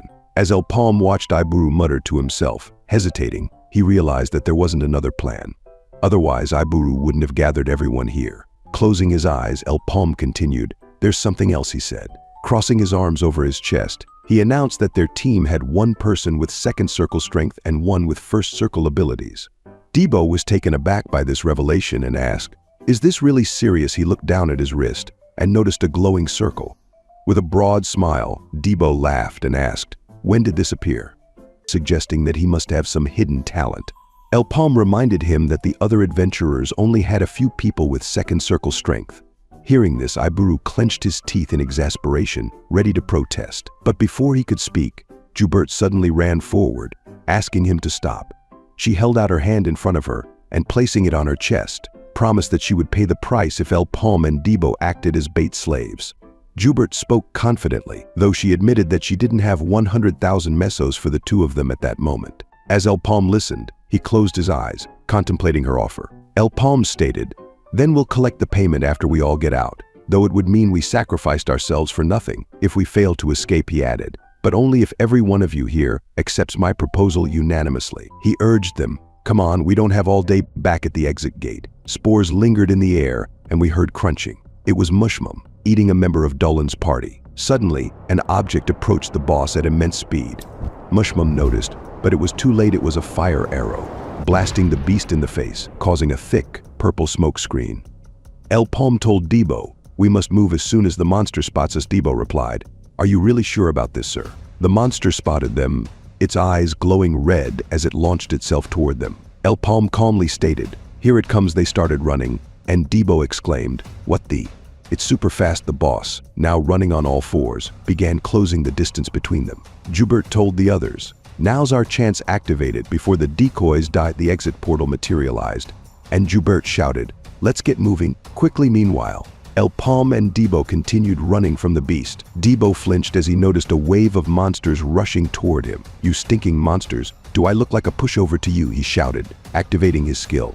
"You'll pay for underestimating me," he declared, slashing the monsters in front of him with a powerful slash blast. However, Mushmum caught up to Debo first, extending its mouth to consume him. Another fire arrow blasted it in the face, knocking the beast off its feet as it growled softly, trying to regain its composure. El-Paume taunted, "Take another one," but the beast dodged. El-Paume activated his telekinesis, redirecting the fire arrow to follow the beast. Mushmum skillfully dodged, rapidly gaining on them. Debo shouted, "Damn it, it's going to get me." El-Paume instructed him to jump, and Mushmum missed them by a split second. "Listen up, you punk," Debo shouted, "eat this." As El-Paume prepared another fire arrow, he aimed with sharp focus and fired, causing a massive explosion on the hill, and both of them fell into the river below. "You stupid mushroom," Debo muttered, saying he thought he was really going to die. Both El-Paume and Debo, drenched, sat catching their breath by the riverbank. Debo asked, "Just what manner of beast is that thing?" El-Paume replied, "You heard the guy from before. That's the boss monster of this gate." As El-Paume squeezed the excess water from his robe, he added, "Looks like we'll need to be better prepared to hunt it down." Debo stared at El-Paume as if he was either delusional or hadn't heard him correctly. "Oh, sir?" I'm getting the impression you intend to attack it with just the two of us, Debo said. Please tell me I'm wrong. El-Paume nodded and confirmed. You're right for once, Debo, shocked, shouted. Is this some kind of twisted joke? El-Paume unfazed asked. Are you upset? Killing it is the purpose of our trip here, Debo remarked. That was before we knew we were dealing with such a terrifying beast. Ever heard of a strategic retreat? El-Paume calmly stated. You cannot re-enter a gate you retreat from, Debo. Annoyed, said. I know that he thought to himself. Just how is this guy planning to hunt the beast down when fire arrows don't even work on it? You said you'd die against that creature too, didn't you? Debo questioned. El-Paume replied. Things have changed. Our competition withdrew on their own, and we'll get money on top of that. Isn't that awesome? What do you say? El-Paume stared at Debo, his resolve radiating from his eyes. Do you wish to terminate the contract? He asked. Debo, at a loss for words, quickly said, No, I wasn't thinking of running away or anything, as he scratched his head. Just promise me a fat incentive for all this, Debo added. El-Paume smiled and said, I will. Debo then asked, how do you plan to hunt down a beast that can resist both melee and ranged attacks? Because I don't want to risk my life for something that's not possible. He stared at El-Paume, clearly worried. Is there really a way for us to win? El-Paume remained silent as he stared back. Suddenly, a red flash indicated that the other groups had made it outside safely. Ibis, confused, thought already. He watched as adventurers ran and collapsed, struggling to catch their breath. Ibis remarked, Isn't that a bit too fast? Considering it's a 40-person gate, he asked Joubert. How did the raid go? I see a few people are missing, including that kid. Joubert, catching her breath, replied, The raid is a failure. Dolan's party was eliminated, and El-Paume's party is still inside. We barely escaped because El-Paume voluntarily acted as the decoy. We can't defeat the dungeon boss on our own. Ibis stood motionless upon hearing the report. He angrily replied, What? So, you fled without doing anything? Joubert defended herself, saying, We were facing the clown poison mushmum, known for its tenacity. It's not like we had a choice. Ibis stomped on his cigar as he turned away, saying, We give up on the gate. A man dressed in full black, seeming more skilled than the other adventurers, approached. Joubert, puzzled, shouted, Lord Ibis, but El-Paume's party is still inside the gate. The portal is still active, so they must be alive. Ibis coldly replied, but they'll die soon. It's only a matter of time. You said they're up against the clown poison mushmum. Walking away, Ibis added, You may loiter around if you wish. I have work to do. As he left, Joubert stood speechless. Useless fools, Ibis thought to himself. I get that the enemy is too powerful, but a two-circle adventurer cannot successfully hunt the clown poison mushmum. That much is clear. As he continued walking, flanked by two bodyguards dressed in black, Ibis reflected, however, people who only bring back the obvious results are easily replaceable. Back inside the dungeon, the boss monster idled, waiting. Ibis's thoughts lingered. I need guys who can pull off the impossible. Meanwhile, El-Paume stood on a cliff, charging immense fiery mana, preparing for a powerful fire arrow. It seemed much more intense than any of the fire arrows we had seen before. Under his breath, he muttered, Let the hunt begin. He released the fire arrow, watching as it traveled through the air. El-Paume thought, This foe is quicker and sturdier than any enemy I've faced before. It also releases toxic chemicals, making this engagement extremely difficult. He continued thinking, Our only option is to stay far from the beast and unleash powerful attacks from a distance. But I can't deal enough damage with fire arrows alone. El-Paume's mana magnified as he added telekinesis to the fire arrow. As the fire arrow began to swirl rapidly through the air, El-Paume thought, If I spin the magical arrow using telekinesis, its piercing power is amplified. He reflected on his inspiration, thinking, Inspired by how bullets are fired, I invented a skill that only I can use in all of Maple World. This will truly make the impossible possible. Fusion magic revolver. The beast was caught off guard by the destructive fire arrow, which resembled a sniper bullet, as it crashed into its chest with immense force. The monster screamed in pain. The fiery projectile continued to rotate into the monster's chest, acting like a drill burrowing into the ground. It pierced through the beast's body and exited the opposite side. El-Paume watched, analyzing the results of his attack. We saw trees destroyed, crackling with flames, due to the powerful strike. The monster, still standing, clearly sustained damage. Upon closer inspection, the monster's light purple blood poured from the wound, but El-Paume thought, Damn, I was aiming for the nucleus in its head. He sighed. What a bummer, as the monster screamed in fury. It ran toward the source of its pain. While charging at the cliff, El-Paume prepared another revolver attack, but Mushmum dodged, gaining more speed. It's not easy to change the trajectory while retaining the spin, and the cooldown is tough. El-Paume thought, frustrated. He fired another revolver, aiming for the top of the beast. Meanwhile, Debo lurked behind a tree, preparing for an ambush. As the monster roared, El-Paume shouted. Now a hand gripped a rope tightly. It was Debo, resembling a ninja. He pulled the rope fast with all his might, causing sparks to flicker alongside the tree trunks, tripping the beast as it splashed into the swampy water. Getting up, the Mushmum shook off the swampy water as El-Paume watched from above. The beast paused, its body dripping, while El-Paume stared down at it, planning his next move. Mushmum roared, but Debo shouted mockingly, "Ha, you look like food waste covered in filth." Demonstrating a new strategic move, Debo flung his flaming poliarm, attached to a rope, directly at Mushmum's head. The weapon cut deep into the beast's skull, causing it to scream in agonizing pain. Using the rope's momentum, Debo retracted the poliarm back into his hands. The beast glared at him, and Debo remarked, "I can finally breathe a little," with a confident smirk. He waved his finger, gesturing for the beast to come at him. "Now that the air quality is much better, what do you say to some outdoor activities?" The battle continued as Debo prepared to confront Mushmum. Above, El-Paume observed, thinking that the conditions were finally met. The most crucial part of his tactic was to lure the beast into the swamp. After all, neutralizing a target's strengths was fundamental to hunting any monster. Their enemy had just lost its greatest advantage. The monster roared in frustration, and Debo taunted, "What's wrong? Is something stopping you from releasing that nasty stuff?" He added with a grin, "Good to hear," as he swung his poliarm, loosening his grip to extend the range with the rope, relentlessly beating the beast. Mushmum's body began to crack, but Debo showed no signs of stopping, despite the beast's attempts to block the attacks. Mushmum screamed in pain, swinging its arm and knocking the poliarm away as it launched itself at Debo. El-Paume remarked that clogging the monster's pores wasn't the only purpose of bringing it here, since agile creatures are at a disadvantage in the swamp. El-Paume launched another unique fire spell, revolver hitting the beast directly as it tried to block with both arms. An explosion engulfed the beast, and Debo asked, "Did we do it?" Watching the fog clear, he noticed the beast was still alive and commented, "What a resilient little." El-Paume shouted, "Aim for the head. Its nucleus should be there somewhere," Debo replied.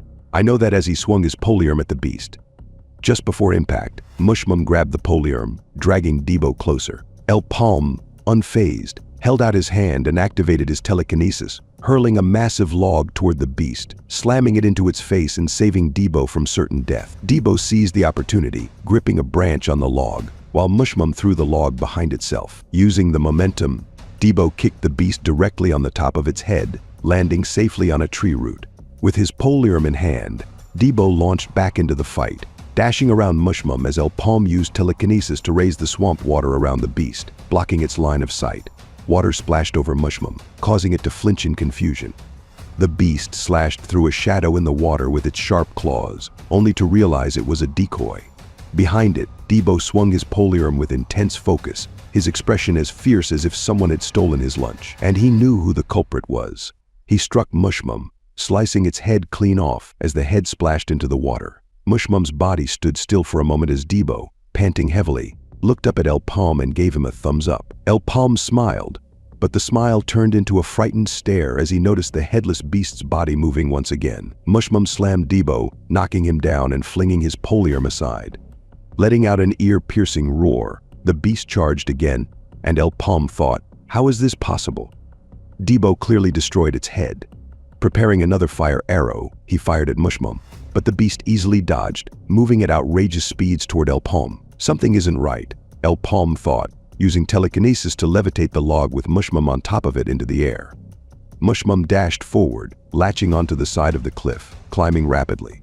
El-Paume observed, realizing, "I probably only have one fire arrow left. There won't be another shot after this, so I have to be precise." Meanwhile, Debo slowly got up, mumbling, "Damn it, you'll pay for this, you dimwit." Blood covered his face from the blow to his head, but he armed himself with his poliarm. Using his slash blaze technique, he sent his poliarm flying toward the beast like a moth to a flame.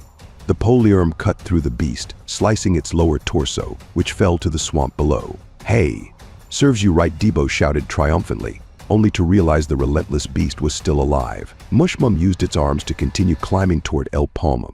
The beast dodged another of El-Paume's fire arrows, revealing a small red light shining from its chest, as if there was another creature within it. The beast let out an evil shriek, and El-Paume, unfazed, remarked, "So that's your real head."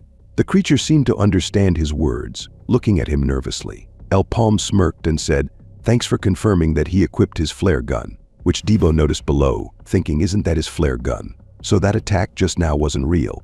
El-Paume's fire staff responded to his mana, increasing in intensity as he released another unique combo spell, Revolver, targeting the beast's core directly. The spell struck Mushmum's core as Debo dodged the toxic release. A loud explosion consumed the swamp as El-Paume observed from the cliff. Upon death, Mushmum released a cloud of toxic laughing gas, catching Debo off guard. "Can't you just die gracefully?" he muttered. A rope wrapped around Debo, pulling him to safety, and he landed beside El-Paume. "Phew, I thought we were done for," Debo said.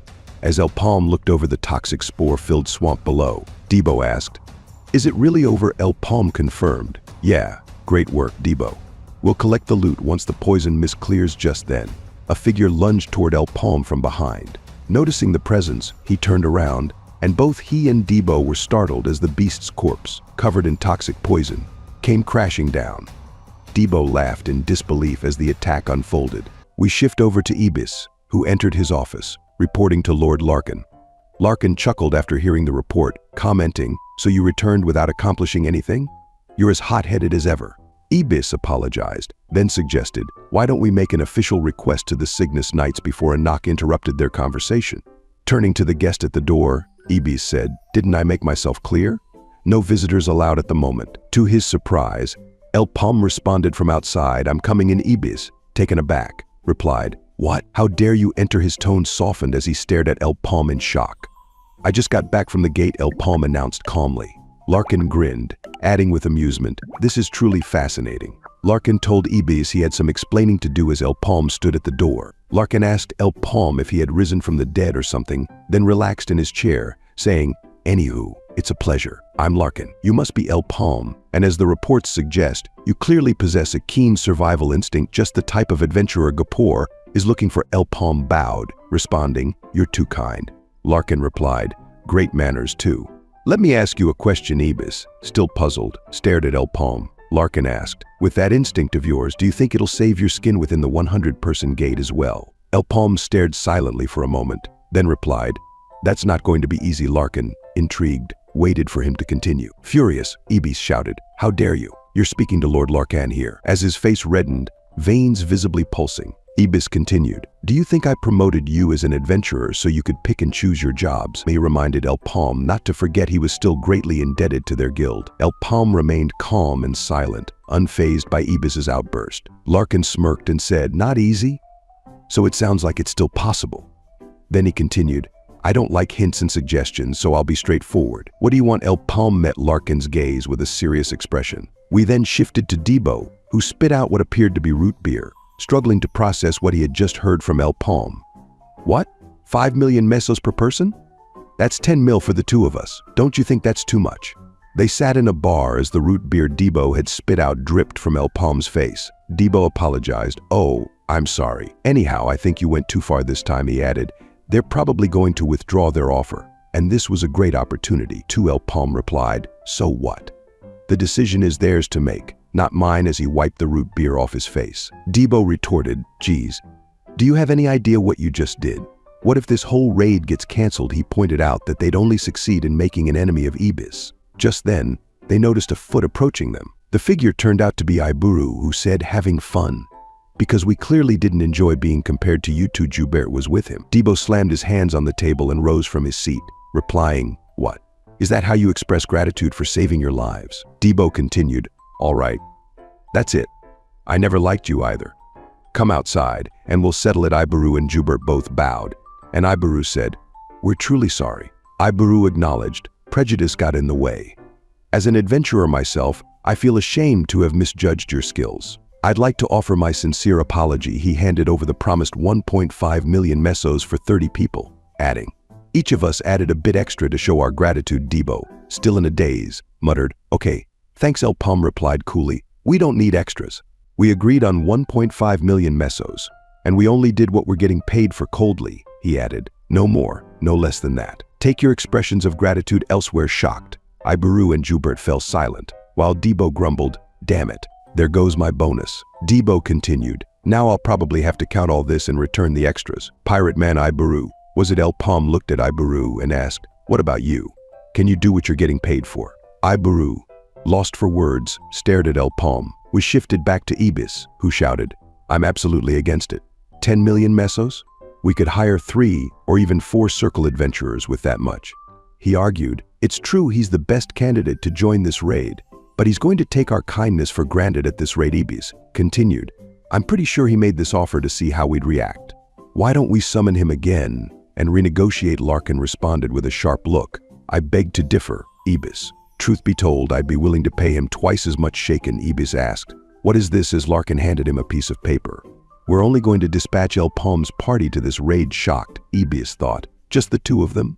Absurd." He fidgeted as the implication sank in. "What kind of? Is this true, Lord Larkin?" We saw Larkin leaning back comfortably in his chair. He replied, "I'd be upset if it wasn't true, since I paid good money to get this information from Dark Lord Jin."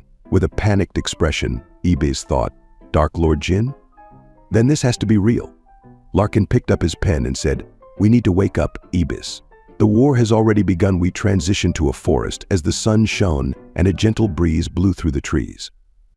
A massive gate loomed larger than the previous ones. Below the gate, adventurers gathered around tents and campfires, chatting as they prepared. Someone remarked, "I can't believe they actually accepted your offer." Sir El-Paume replied, "Don't get overly excited and focus." Debo replied, "Don't worry, I'm an experienced adventurer." Now we saw a golden bronze-like crest representing the Gapur Guild on El-Paume's robe, drawing murmurs from the other adventurers around him. One adventurer cleaned his knife, casting a deadly glare in El-Paume's direction. Debo commented, "I can feel the hostility in the air." The team's full of new faces, it seems. A new party member introduced himself. "Are you guys from the Gapur Merchant Guild?" "It's a pleasure. I'm Sholden, an E-rated adventurer from the Zenith Merchant Guild," El-Paume replied. "C-rated adventurer." Sholden looked shocked, responding, "C-rated? I thought only up to 2 circle adventurers were allowed in this gate." "How can a C-rated?" A new party member interrupted, saying, "Hey, do me a favor and step aside." Crossing her arms, she added, "He and I have business to discuss." Sholden walked away, muttering, "You're friends with those condescending fools?" What a waste of time. El-Paume turned his attention to the new party member as we were briefly taken to the past. El-Paume had asked, "Why do I have to?" Someone responded, "Just do as we tell you, damn it."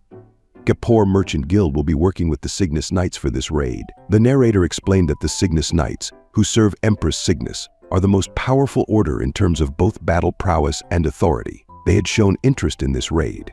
Ibis continued, "Since other merchant guilds already have full squads, we decided to let them tag along with our guys." He added, "Although they'll only be dispatching squires from their order, our chances of clearing the gate will increase."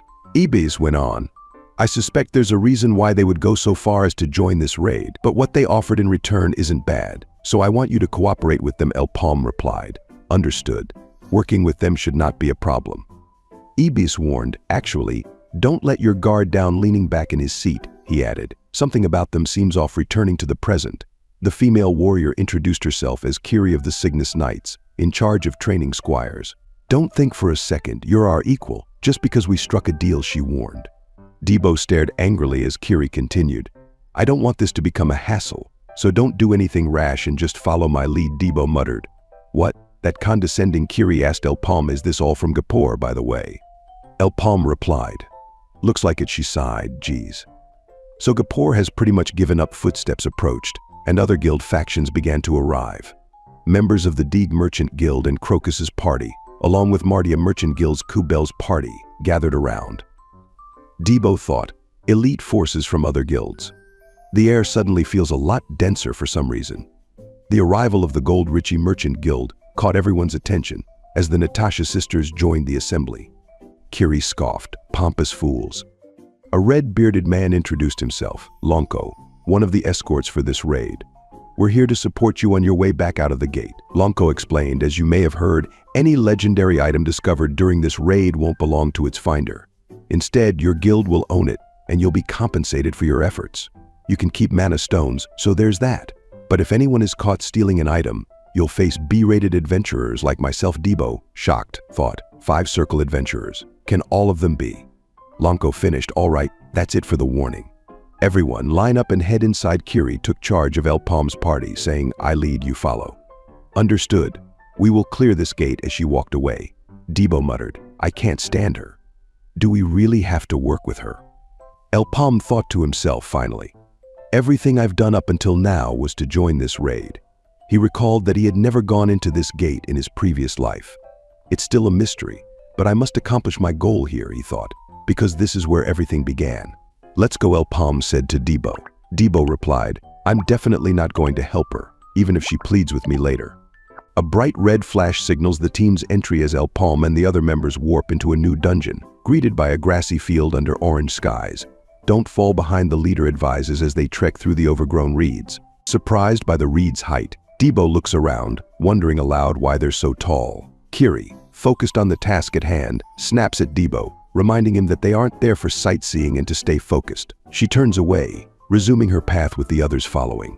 Agitated, Debo turns to El-Paume, asking if he's going to let Kiri's disrespect slide. Frustrated at her rudeness, he notices El-Paume kneeling, face pressed against the ground, seemingly in deep concentration. Debo wonders if he's praying and asks, "What are you doing?" Suddenly, loud, monstrous stomps echo through the ground, and the group falls silent, straining to listen. One team member's eyes widen as realization dawns, asking, "What is that sound?" But it's too late. The ground shakes as a herd of wild ribbon pigs bursts onto the scene. "Are ribbon pigs?" he shouts, a mixture of terror and disbelief in his voice. Another member gasps, "There must be at least 1,000 of them." Kiri, snapping into command mode, shouts to the group, instructing everyone to spread out and lure the pigs away. Not all the party members have arrived in the dungeon yet. She yells. She continues, "Isn't it a rule of thumb to protect those making an entry from unexpected harm?" Her urgency cuts through the group's paralyzing shock. The El Nido Guild veers left, while another team member calls out, "We'll head this way," as the herd of wild ribbon pigs tears through the group, forcing them to split up. Oink. A massive pig lunges at one member, looking ready to devour her whole. Kiri quickly devises a plan, yelling for everyone to lure the pigs into the forest, where the obstacles might slow them down. However, a member points out a crucial issue, shouting, "Wait, the guys from Gapur aren't with us." What Kiri shouts, her heart sinking at the realization. We then cut to El-Paume and Debo, who sigh in relief. "Phew, that was hectic," Debo exclaims, then asks El-Paume how he knew the ribbon pigs would appear. "Monsters that move in groups usually show up on plains. From my experience," El-Paume calmly explains. He goes on, describing ribbon pigs as ferocious creatures, each over 6 feet long and swarming in hordes of hundreds to thousands. Thinking to himself, El-Paume realizes that while these beasts are a hassle, they're not impossible for most of the merchant guilds to beat. He concludes they'll likely avoid wasting too much energy at the start. Still, he knows they'll face far more bloodthirsty monsters in the dungeon's depths. He remembers the last 100-person gate raid in his previous life ended in disaster. All the parties were wiped out. "Why the long-faced?" Debo asks, snapping El-Paume out of his thoughts. Distracted, Debo accidentally walks into a trap, a wall of wooden spikes racing toward him. Before he can process what's happening, El-Paume reacts, pulling him back and saving him from a near-certain death. "Holy crap! What's this?" Debo exclaims. A trap. He wonders aloud who would set up something so dangerous. Suddenly, a sword flies through the air, slicing a rope and triggering another trap, sending a log hurtling toward a member's head. The member, unfazed, slices the log in two, scoffing, "Child's play," while flexing for the others. The other members, impressed, inform him they've deactivated the traps on the opposite side, which should be the last of them.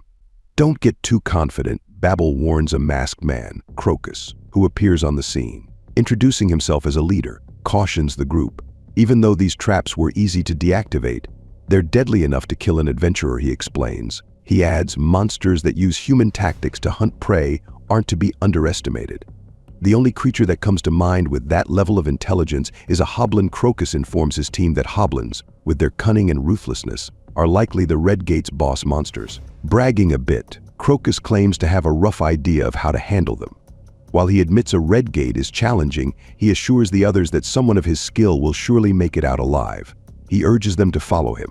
But as he takes a step forward, he hears a splat behind him, thinking at first that a team member dropped something. Turning, he remarks, Dropped items won't pick themselves up, but as he turns, he realizes the sound was actually the head of one of his team members hitting the ground. Shock floods over him as he processes the scene, his heart sinking. In an instant, the heads of his other team members follow, blood raining down like a storm. "What in the world?" Crocus stammers, horrified as the mysterious culprit sends his own head flying. As his headless body collapses, his final word echoes, "Who?" The assailant grins at the lifeless form, mocking Crocus for his ignorance. We return to the field of reeds, where the sun begins to set. An unfamiliar voice mutters to himself, drawing everyone's attention with a horde of ribbon pigs. He continues, "Whoever thought of that idea? It's working wonders." He debates whether to get back to work but feels too lazy to move. He concludes he doesn't have much time, turning his gaze to 3 girls standing motionless behind him, apparently under his spell. One of the girls' hands twitches. "It's no use," he comments. "This spell should bind you for the next 30 minutes. We realize it's his doing, binding the girls in place. One of them trembles in fear, asking, "Why are you doing this?" With a blank expression, he responds, "Oh my, I didn't expect you to talk in that state." Recognizing her resilience, he lunges forward, flames erupting from his staff. Natasha, one of the girls, stands out as a significant threat. As the flames strike, the other 2 girls watch in horror, trembling and crying as Natasha falls to the ground. Leaning down to Natasha's lifeless form, the man finally answers her question, "Why am I doing this?" He pauses before a twisted grin spreads across his face. "All for the glory of the Black Mage," he shouts, his expression twisted with malice as he bursts into laughter. Fire arrow he casts, unleashing a blast that pierces the heads of the other 2 girls, whose bodies collapse to the ground.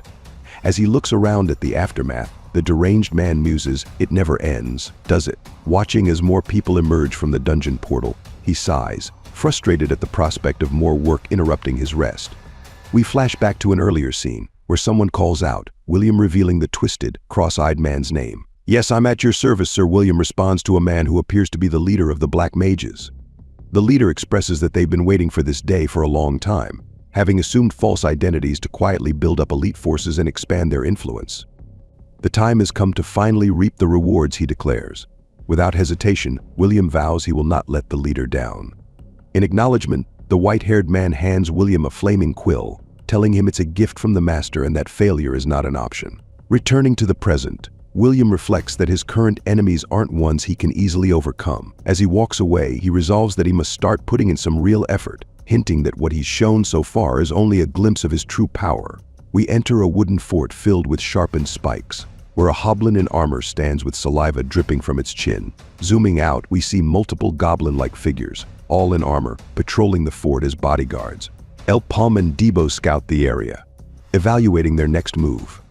Debo, in full panic, exclaims, "What the hell?" Sweat pours down his face as he tells El-Paume, "They're all boss monsters." Annoyed, El-Paume responds, "I already told you only one of them is the boss, but we're still outnumbered." He explains further, "Each one of them has incredible strength and vitality, making combat even harder for us." El-Paume adds, "And it looks like they've taken loot from the adventurers they killed." Debo's expression shifts to one of pure dread as he processes the unsettling news. "Are you serious?" he asks. "They're basically like a band of adventurers, and you want us to hunt them by ourselves?" El-Paume responds, "Great job deducing that. You're spot on for once." Debo stammers, "That's not what I meant. We don't stand a chance. We'd better join up again with, what's her name? Kiwi." Kiri. El-Paume raises an eyebrow. "Why? I thought you wanted to split from her group." Debo, frustrated, admits, "That was when I didn't know we'd be facing a horde. We can't do this alone." Just then, they notice 2 hoblins walking together, one stopping abruptly. Sensing someone approaching, the hoblin turns as Debo swings his polearm, though the hoblin dodges. "Ugh, he's doing this on purpose," Debo growls.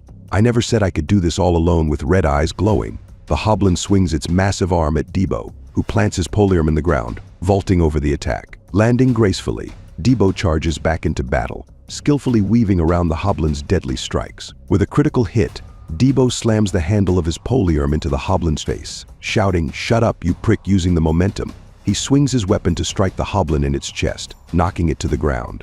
Raising his polearm, Debo prepares for a downward strike, shouting, "Take this!" The hoblin dodges, leaving Debo's strike to shatter the ground beneath. Shocked by the hoblin's speed, Debo watches as it clenches its left fist, delivering a blow to his face and sending him flying into a tree. Debo, frustrated, mutters, "Why can't we ever take the easy route?" The hoblin approaches, preparing for another strike. but Debo dodges, stepping within range to slice off the Hoblin's left arm. The creature roars in agony, using its remaining arm to grab Debo's face. What Debo exclaims as the Hoblin slams him into the ground. Debo wraps his legs around the Hoblin's arm, twisting until he hears a snap, forcing the Hoblin to fling him away. But Debo is relentless, immediately launching back into action, ready for a final clash. The forest falls silent as we see the Hoblin collapse. Debo has won. Walking forward, Debo remarks, "You really decided not to help." El-Paume replies, "Because you seemed capable of handling yourself against them." He adds, "Didn't it boost your confidence?" Debo responds, "Quite the contrary. If we have to face a horde of them, I don't think." Cutting off mid-sentence, Debo freezes. Before them lies a gruesome scene of dead adventurers. "Aren't they all Cygnus Knights?" he asks, horrified. "What happened here?" Spotting a surviving knight groaning in pain, Debo calls out, "Look, over there." Sir El-Paume approaches the injured knight, asking, "What happened here?" "Were you attacked by Hoblins?" weakly. The knight replies, "Hoblins? No, we wouldn't have lost to them. We're dealing with player killing." Meanwhile, Ibis, sitting in his chair smoking a cigar, ponders the situation. Player killing. He thinks to himself, there are those who attack others in the gate, knowing any evidence of murder will disappear once the gate is cleared. He considers how this particular instance doesn't benefit anyone. This is already an extremely challenging gate, and now they have to clear it with reduced manpower. He muses, could someone have done this to eliminate key figures from the other merchant guilds? He doubts it, knowing such actions would risk the wrath of the other guilds. Debo, meanwhile, asks, "Sir, could it be?" El-Paume replies, "Yeah, I don't see that woman here." Debo punches the ground in frustration. The knight cries out, "It's all my fault for failing to anticipate an enemy within our ranks." Tears fill his eyes as he mutters, "Why would Dame Kiri do this?" While El-Paume, puzzled, responds, "Why would a member of the Cygnus Knights commit player killing? I know it sounds preposterous, but this may explain why she gave us those specific instructions at the gate entrance." The knight recalls her last words to the group, sobbing, "Before everyone died, Dame Kiri told us herself. She's a devout follower of the Black Mage." Debo flinches. The Black Mage. We learned the Black Mage was a transcendent being from 800 years ago, who amassed an army and threatened the peace of Maple World before being sealed away by 6 heroes. After the Black Mage was sealed, his followers scattered in disarray, and the Allied forces eventually eliminated them. Every resident of Maple World knows that story. Debo says, "Follower of the Black Mage? No way." El-Paume adds, "Forget the monsters. We need to prioritize finding her. Will you join us?" The knight, flinching but resolute, replies, "Yes, I'll join you." El-Paume warns him, "Should we run across Kiri, you'll have to fight against her." With a serious face, the knight replies, "I wouldn't have it any other way." The scene shifts as Kiri dashes through the reeds, spotting someone up ahead. Halting, she finds herself face to face with a group of player killers. The mage greets her, saying, "It's good to see you, Dame Kiri. We've been waiting for you." An assassin stands beside the mage, who smirks and says, "We all benefited from your response to the Ribbon Pig attack. We were able to accomplish most of our missions thanks to the team spreading out." The mage continues, "Our job here is almost done. By the way, how did you like the present we sent you?" Kiri remains silent, her grip tightening on her sword. With an extremely serious expression, she unsheathes her weapon and demands, "Who are you?" Meanwhile, Debo tells the injured knight, "We can slow down if you need to." "My boss went ahead anyway." The knight thanks him, replying, "No, I'm fine." Debo reassures him, saying, "I'm actually quite skilled at tracking. I'm sure we'll find her soon." The knight breathes a sigh of relief, responding, "I see." What a relief. As they move, we see the knight's left arm, a dagger shrouded in a dark purple aura, subtly visible. As we journey back, the scene opens with reeds swaying in the wind under the setting sun, while the sound of clashing swords fills the air. Kiri moves swiftly, defending herself against the relentless player killers. William, the Black Mage follower, comments, "Incredible. As expected of the drill sergeant within the Cygnus Knights. But how long can you keep up?" Kiri dodges attacks effortlessly, and as she holds her ground, her aura intensifies. Rising sun, she shouts, the glow surrounding her. A female player killer sneers, "You think you're tough?" She swings her sword with both hands, but Kiri counters effortlessly. The player killer panics, pleading, "Wait." But Kiri, driven to avenge her fallen comrades, has no mercy. She shouts, "Solar Slash," and the player killer is sliced into pieces. Breathing heavily, Kiri demands, "Tell me what you're up to." unless you all want to die here. William sneers, are you going to let her keep talking? Finish her. Already 3 player killers launch at Kiri simultaneously as she grips her sword tightly. Suddenly, a figure dashes forward from the reeds, turning the attackers into minced meat. Severed body parts fall to the ground and Kiri, shocked, looks on. William is equally stunned by the sight. Kiri exclaims, you as Debo appears, posing heroically. We then flash back to a few moments earlier, where Debo reassures a knight, saying, rest assured, I'm actually quite skilled at tracking down people. I'm sure we'll find her in no time. The knight leaning on Debo replies, what a relief. But a player killer disguised as a Cygnus knight sneers, tell her I said hi. When you reunite in hell, he swings his dagger directly at Debo. However, a piercing sound cuts through, and the hand the player killer was using is suddenly gone. The player killer stumbles back, screaming in pain. What? My hand. Debo steps back, bewildered. What the heck? He says as El-Paume, unfazed, stares down at the player killer, wailing in pain.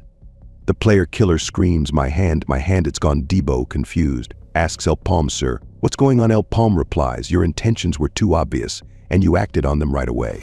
So impatient.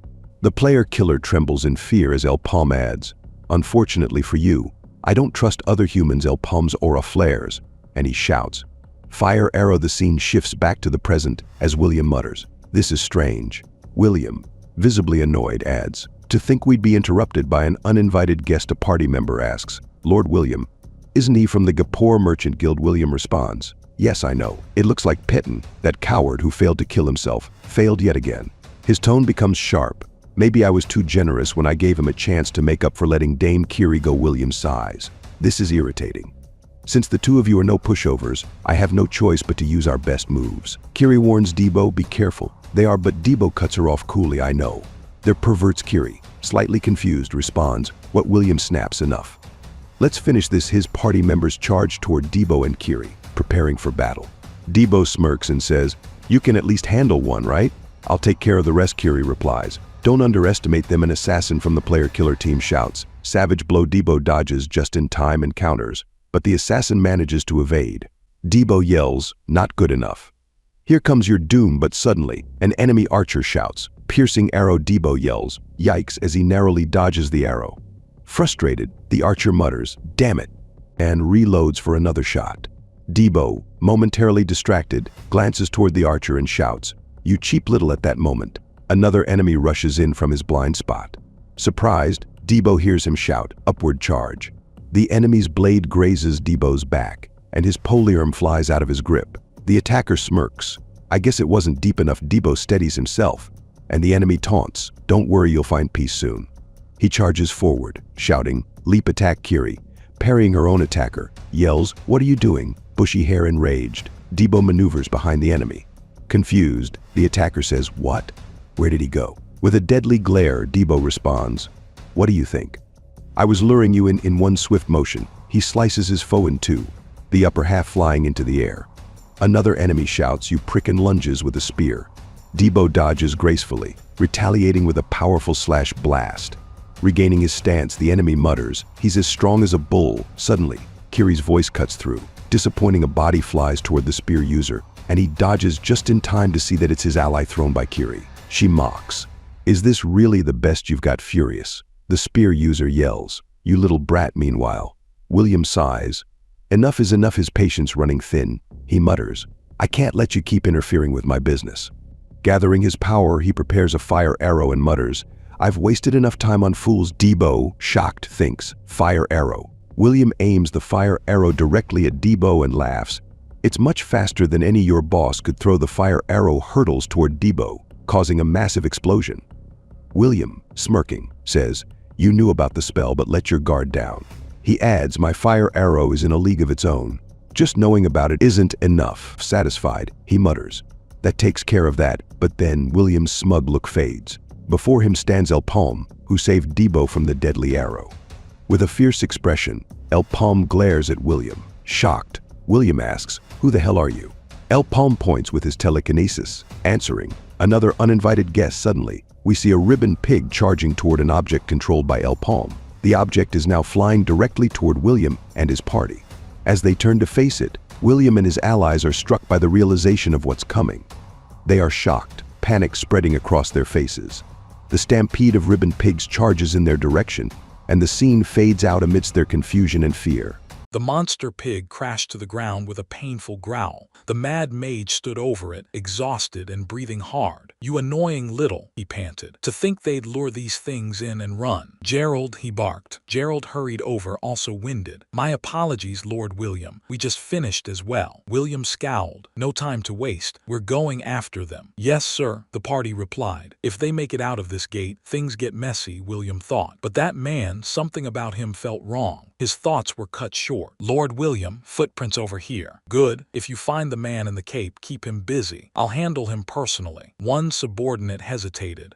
Isn't that overkill? Wouldn't it be faster if we all jumped him?" He didn't seem weak. William scoffed. "Who do you think you're worried about? No one in this gate surpasses me." An ember-like glow pulsed from his chest. We shift into the forest, a book in frame as El-Paume's party pushes deeper. Debo snickered. "Did you see their faces? I hope those pigs stomp them flat." "They're too strong for that," El-Paume warned. "And watch your steps. There might still be traps." I know, but why didn't you finish that mage back there? You totally caught him off guard." "Because he's stronger than me." Debo froze, stunned. El-Paume replayed the scene in his mind, that fire arrow. Debo had barely avoided it before El-Paume fired his own shot to intercept. The explosion sent Debo flying, and El-Paume thought he had saved him. But after a closer look, the enemy's fire arrow had obliterated his spell and kept going. Rarely emotional, El-Paume was caught off guard. "My arrow barely nudged its path. It didn't weaken his at all." Debo laughed nervously. "Come on, boss. He can't be stronger than you." "Joking with this face," El-Paume replied flatly. "So we really ran away?" "Yeah, we did." El-Paume removed the gear from his arm. Debo watched curiously as El-Paume revealed his mana circles, 2 glowing rings. "The circle reached its limit," El-Paume said. Debo whispered, "Wow. Depending on its thickness, even the same spell changes in speed and power," El-Paume explained. "Since I'm at the peak of the second circle, we should have been equal, maybe even stronger. But his magic," he clenched his fist. "It was beyond anything I've seen. He must be a second circle too, no doubt. But he's boosted his skill somehow. Honestly, he might be the strongest adventurer in this gate right now." "No way," Debo muttered. Behind them, Kiri quietly observed. "So what do we do now?" Debo asked. "Try that Hob tactic again." "No, Hobs aren't like those dumb ribbon pigs. They figure out our plan and turn it against us." Kiri stepped forward, frustrated. "Do you even understand where we are right now? A follower of the Black Magician was hiding inside the Cygna's Knights. This is a threat to Maple World itself. We need to get out and report this." Her hands trembled as she held her sword. "Give up on clearing the gate. It's pointless," El-Paume replied. "So what then?" Debo asked. Kiri snapped. "I knew it. Just like a former slave still chasing that tiny clear reward." El-Paume shot her a cold look. "And after you warn them, then what? You think that solves it? These followers have been hiding for centuries. Exposing one does nothing but cut a single branch." His voice hardened. "If they choose to hide, no one will ever find them. They'll rot Maple World from the shadows." Kiri, furious, grabbed El-Paume by the shirt. "This won't work, that won't work, so what's your plan? We're being hunted and we need to move." El-Paume smiled calmly, grabbed her wrist and said, "We let them know who the real hunters are." Deep in another part of the forest, footsteps thundered as a squad sprinted. "We need to find them," the enemy leader shouted. "If they escape this gate, our heads." A presence behind him cut his sentence short. Debo stood there grinning, polearm raised. "Hello." He swung. The leader ducked just in time. Another enemy charged with a spear. "You idiot, you came to us. I'll kill you for sure." A rope snapped, a trap triggered, and the spear wielder was slammed sideways. "Andras," the leader yelled. Kiri smirked. "Predictable." Debo stepped in. "You shouldn't be looking away," he growled, bringing his polearm down. The enemy dodged and lunged with a dagger coated in purple mana. Debo slipped past it, the blade barely grazing him. "What?" the man gasped. Debo's knee rocketed into his chin, lifting him off the ground. Debo dropped his polearm and switched to bare fists, unleashing a savage beatdown as the forest echoed with blows. A woman aimed her crossbow at Debo, confused by the chaos. Kiri ambushed her, forcing her to block with the crossbow as Kiri's strikes rained down. "You shouldn't be looking away, trash," Kiri snarled. "I'm already pissed." Elsewhere, William stood opposite El-Paume. "So you were waiting for us," William said with a grin. Both raised their staffs, flames gathering in swirling orange light. "Well then," William chuckled, "enough talking, let's begin." They both unleashed blazing fire arrows.